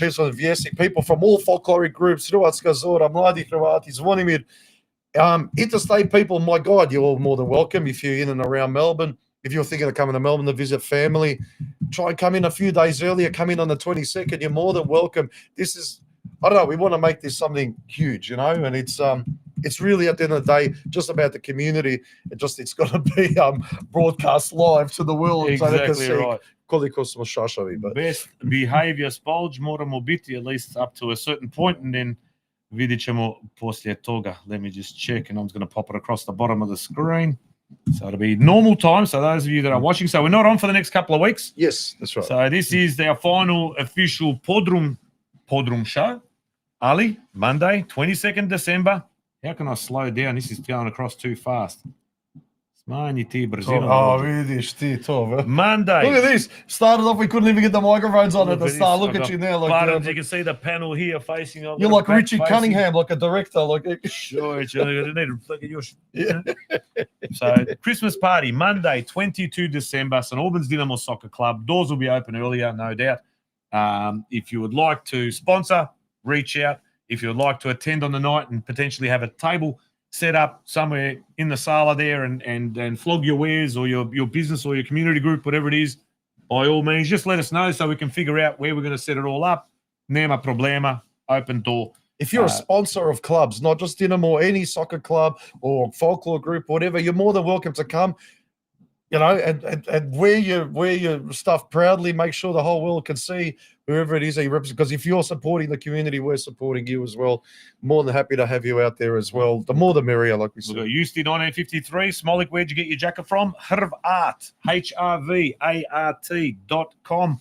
The same guys that sent us all those stickers, beanies, key rings. I'm pretty sure Tomi Uskok had one of them. He did, and Tomi Uskok was wearing the same logo, exactly the same embroidery. This is the anorak. This is either, what do you call it, a quarter zip or a half zip with the big, you even got the zip across the front here where you can put your stubbies, where you put your flares. That's it. Or your baby kangaroos or whatever you want to put in there. It's got the waist can be adjusted, so you've got those pull strings on either side, or at least on one side you can pull. It's got the hood, high quality, old grb, tičeš bolje. Absolutely fantastic. Rose reckons we're getting deep because we haven't been doing shots. Maybe we need to do a shot. What time is it? 9:25. Možemo samo jednu. Well, We've we only said had we- literally one beer each, so Yeah. nije to ništa strašno. Pelinkovac, Orahovac, Smolč? A baš što god da Pelin, imaš. što Što je god. pri ruci, you know? To je dobro za grlo, I reckon, if you've done a 10-hour set Yeah. like you did yesterday. Onda then I'll be singing for days. That's the way I'll be going. But Mio Albert, is it alcohol and flair-free event? absolutely not. Absolutely You not. can Bar wear- will be look, open. You can, alcohol, we have to look what Pazzi says so we don't get too mangled, but with flares, I don't care what you wear on the night, Mio. Debeljak. You want to wear tight pants? You can wear tight pants. You want to wear flares? You want to wear trackies? Wear whatever the hell Just you please, want. but please wear something. Please, for the love of God. True story. Ivan Abramović, sretan Božić, Nova godina, dečki. Small, I'll be in touch for sponsor in the new year when I get back from Crow. There you go. The Abramovićes, the famous family from Greystanes, where just It's like absolutely the new Sylvania waters. exactly right. Yeah. Exactly right. Ali, what was the other one I was going to say? Yeah, so we'll put it out on the socials once we Yeah. bed down, basically where we're going to have the stage, food, all that sort of stuff. Hopefully by the end of the week, it's only, what is it, Monday? So I'll chat to Ilya. We'll do, Spolge will do what we need to do. We'll get it out on socials. We'll do that jot form thing. So just give us an indication. Like I've already got Tom Remack. The Remacks are attending. Yeah, he sent me a text. Fantastic. That's 5. I can tick off straight away. So there's 5 people coming on the night. Just so we know, it could be 50, could be 500. If it starts getting bigger and bigger and bigger, then we just need to start sorting out the logistics. Where we're going to be placed, how we're going to do all this.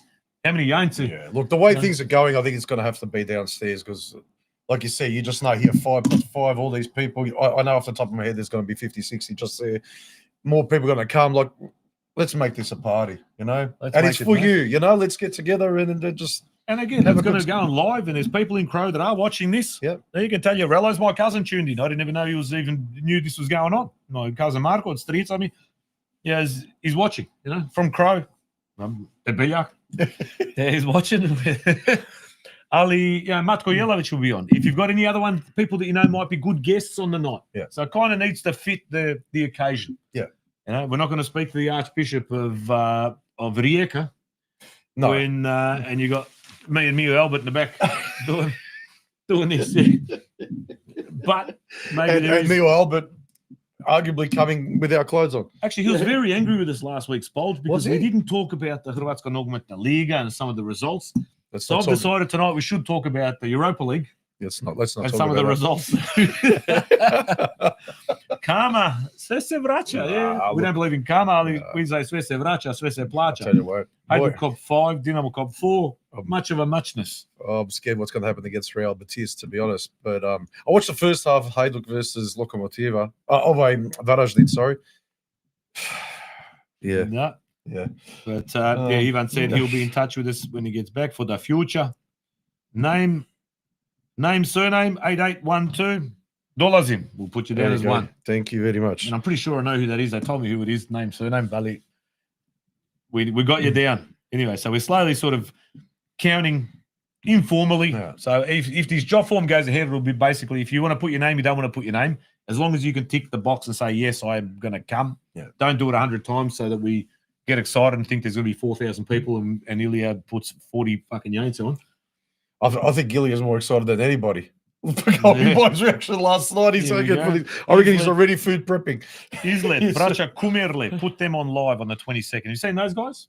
Those Braća? two brothers, the Kumerle brothers. No.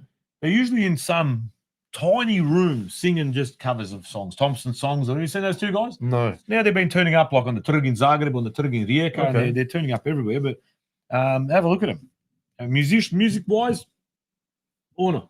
But they kind of got a cult following and they're patriots. You know what I mean? Okay. It's here we go. Četvrta satnija dolazi. Dave Likota, what was that wedding we crashed in 1999 in Debeljak? We actually crashed it in Livno. Nowhere near Debeljak. And you were driving. Dave, I gave you the keys because I think I was having That's a nap. concerning. He's a driver and he I'm thinks he's pretty in sure, Debeljak. and I'm pretty sure we woke up and there were Montenegrin border guards asking us for our passports. Ješ mi mater ako nije istina. So you got a driver. He doesn't even know what country he's I in. wake up and there's He some can't bloke going, Jay, that Jay, Yeah. what the fuck? I think we're in Montenegro. Then we ended up in Livno, and I don't want to talk about it, Dave. No, okay. I got in the doghouse big time for that one. The old man stopped sending me the Penzia. Yeah. Major minor for a Penzia, Linjo there was no Zabava. Penzia. There you go. Major minor for a Linjo Zava. Dolazim, evo zore, evo dana, dolazim. Kazao sam sve prijatelje da idemo. Fair enough. Yeah, That's, evo. we'll put you Hvala down for Bogu. we'll put you down for 3. Tako da, hopefully you got more mates than that. Ali, like we said, it's open door, no entry fee, major minor, acoustic, like we had in the Podroom, but now in a venue, which will do it justice with a sound people that will do it justice. We'll have 2 cameras going. There's even talk of maybe doing a butcher comp again outside. Oh, yeah. A butcher going outside if it's Yeah. hopefully nice weather by 22nd December. Oh, look. Is that the Jeez. summer solstice? It's always like Who the longest knows? day of the year. It'll probably be snowing on the 22nd of December. Yeah, well, at least it'll be a long day. Ali, It's got to be a long night. Ali will come in, we'll all gather around. And like I said, the bar will be in an area where you can walk around the back of it. You can go buy your drinks and food and whatever. If you want to come signs, hold it up and say, oh, hello, Strico, in wherever you are. You know, nema problema. You can do it. Yeah. Someone's asked me, was I driving a Yugo 45 or a 55? Was it 55? It Oh, was it? was a Coral Pedespet. Oh, nice. Beast. Absolute beast. Wasn't a Stojadina. Da, like Tetak Ljubo pokojni had the story. I reckon this kid thing was 50 years old. I don't even know. It was a 55. Tomi Kvesic, dolazimo. All right, so some Kvesic is coming as well. Biće naroda looks like. Biće fešta. Biće. Joe Sladek said he wouldn't mind tickling the ivories on the squeeze box if you Okay. can for one. Like I said, mate, chuck one in there. He can play. Why not? Why not? Mm. Ali je da Jugo Coral 55. Mate, the Mavericks are in. So the family mobs. Biće, all right, now we're starting to So I'm telling you, I starting to think get it's into double gonna, digits. it's going to be downstairs. It's got to be downstairs. Downstairs, the bar will be there, so you'll be able to see it in person. I'll see what I'll bring in the Prishut. That's 100%. The Prishut will be there with us, and we'll pass it around if you want to watch one play. I don't know how many other these artifacts I can bring along, but maybe the Debeljak jersey, you can hang it. We'll take down the Tomi Uskok jersey that's up there, and we'll put my NK Debeljak top up on the wall instead. Well, you know what? Like the one thing that's been evident this whole year and since we've started this podcast, Mr. Divimo tell everyone else interstate, like we're watching the Perth people say, what a wonderful community. Look at all the great things they're doing. And then Sydney as well. We're talking about, even with Tommy, things they're doing in Sydney better than what maybe we're doing here. You know, Gold Coast had the tournament, like all these things we're talking about, wonderful. Next to let people see us do something here in Melbourne. Nešto izvanredno, you know what I mean? Something that's going to be more special and that everyone else in the rest of the country can be jealous of for a I change. want to make this the biggest online event our Crow community has seen. Now, I can't speak for Hrvati Zajedno and Crow Media 2000 and that. It's up in Sydney or anywhere else for that matter, or even old Janja Yaman's Channel 31 or Jure Lasč's Radio Vukovar or 3ZZZ or whatever. But online, you know, I want to make this they mentioned it overseas and they go, vidite vi ovo, što se ovo događa, what are these people capable of? Well, we'll show them what we're capable of on the 22nd. Hopefully it's positive. At Right? the biggest festival. So big hats off to Dinamo for reaching out and saying Yeah. we should have the show there. And this was, they were pushing it. They want to be, and I think it's humbling too that other clubs want to just get on board and they want to push this and say, we're onto something special. Let's make it even bigger. So, and we're all for that. you And know? then someone actually speaking to Didlitzer, he said, what about you do like a road show? So next Christmas party, you do it somewhere else. You do Yeah, it why at not? Dandy. Yeah. And the year after that, you do it at North. Absolutely. And then you do it at Springbok or whatever it might be. Yeah. And admittedly, Strathmore put up their hand too, offered their services. A bit difficult now in the off season with the cricket club and all that. So it was just way too hard.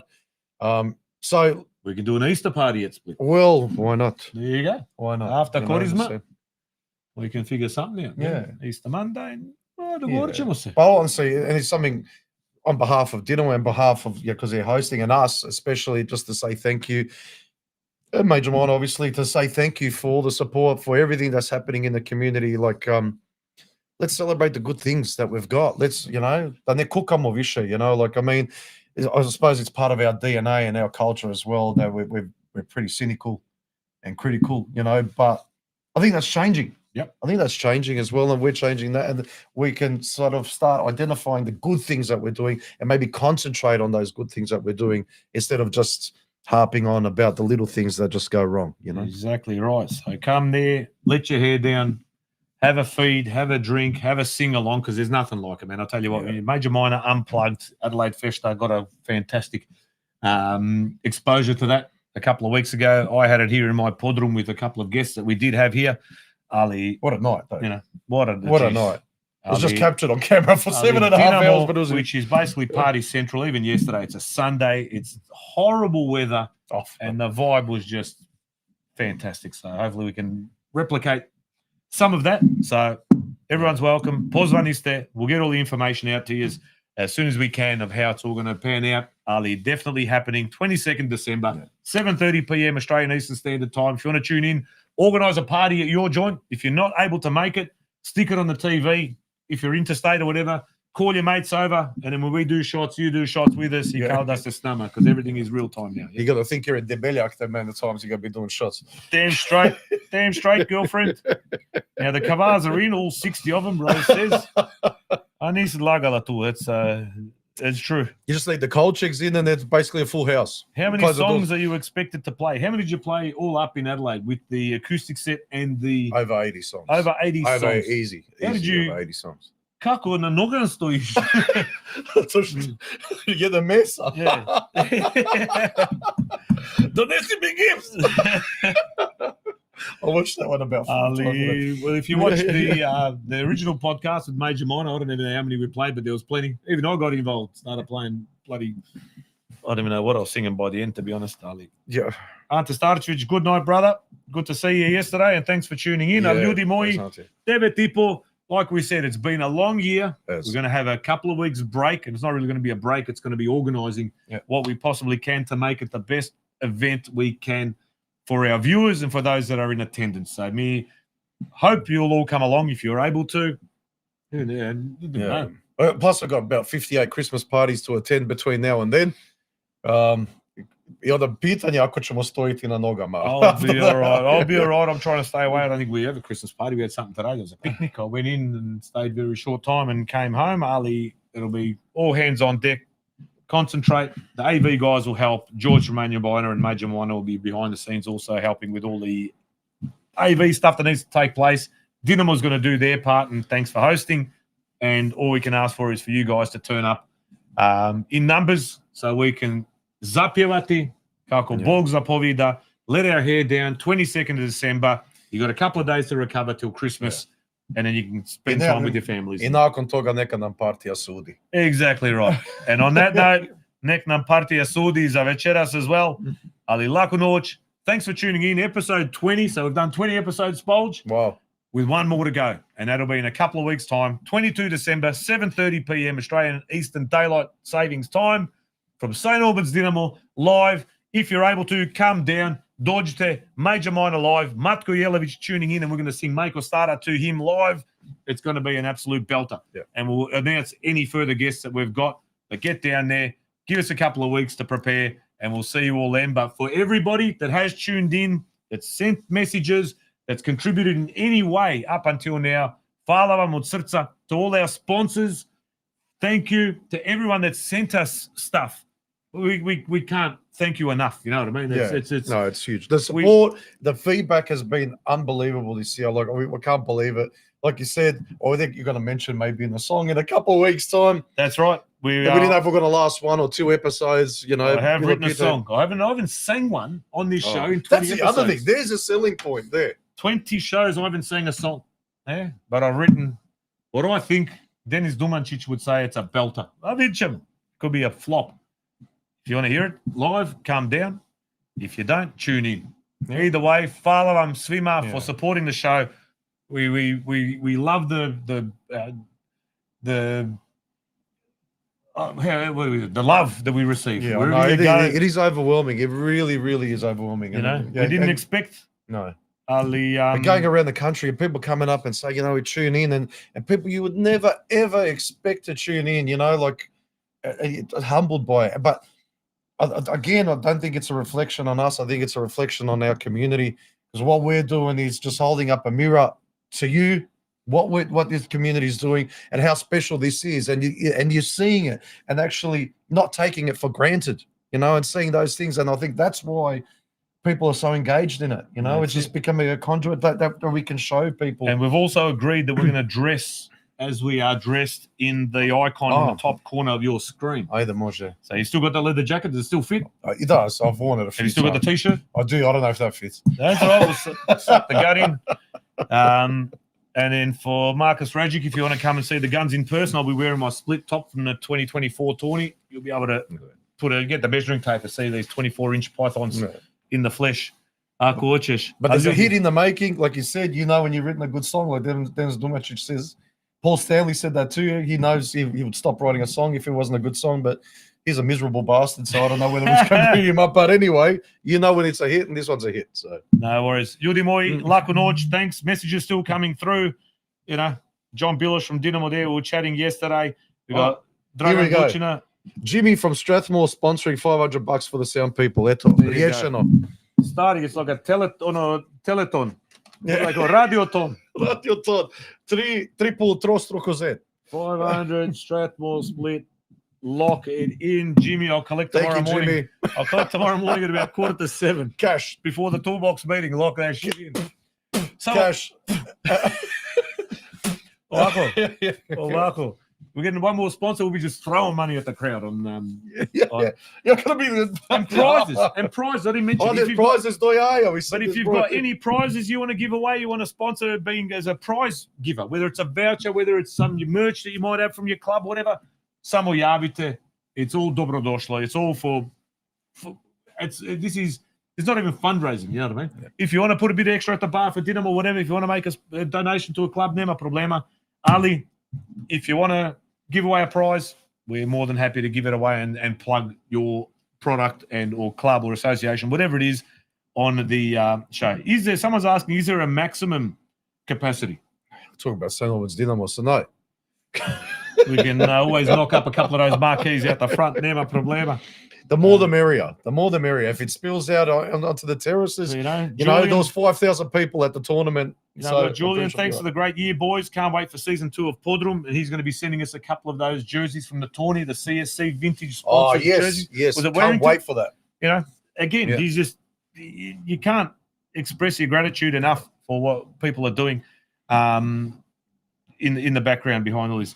Vice Bajdarovic live watch from King Tom. Oh, that'll be awesome. There you go. Stick it on the big screen. I love that. If you're there, you're getting together, having a drink, we'll send you a link. We'll pop you on. So we're all together, like joining in 800, 900 kilometers away. Nema veze, we're all together as one. Podrum watch parties. Concord outside, 22nd December. Vruće, 7:30. The neighbors aren't going to complain. You got your license. King Tom, Bosna Club, Braća Radić, wherever it is. Oh, amazing. You know, Perth, Adelaide. Perth will be watching it. They'll have to leave work early to come and watch it. Ljudi moji, we've stretched it out enough. Lako noć. We'll see you in a couple of weeks. We'll keep you posted. I'll do some reels as well to update as we go.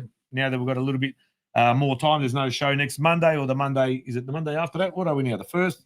So nothing on the 8th, nothing on the 15th, 22nd. So we've got a good 2 weeks solid to prepare, bed down, do what we need to make sure that we do it properly. Yeah. And Shibe and Udrija make this into the biggest event that at least not only in person but online, so we can put our narod in the best possible light out to the world as we can. So ljudi, lako noć. But huge thanks to Tomi Uskok, Alan Tomic, and Radlic, Luka. Was Oliver? And all these Oliver maybe landed by now. Thank you for coming on the show. Congratulations. God bless. We'll see you in a few weeks. But join in on the 22nd. Lako vam noć. Volimo vas.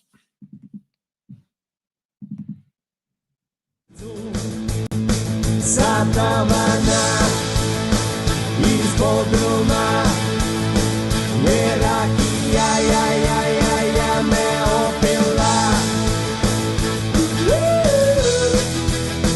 Povigrava, ale ja pogledaj karabege zanimljive, veseli se baja, on viče, daj mi viče. He was the king of the divan, je very dobar song. I am the king of the divan. Satavana iz Podruma, je rakija,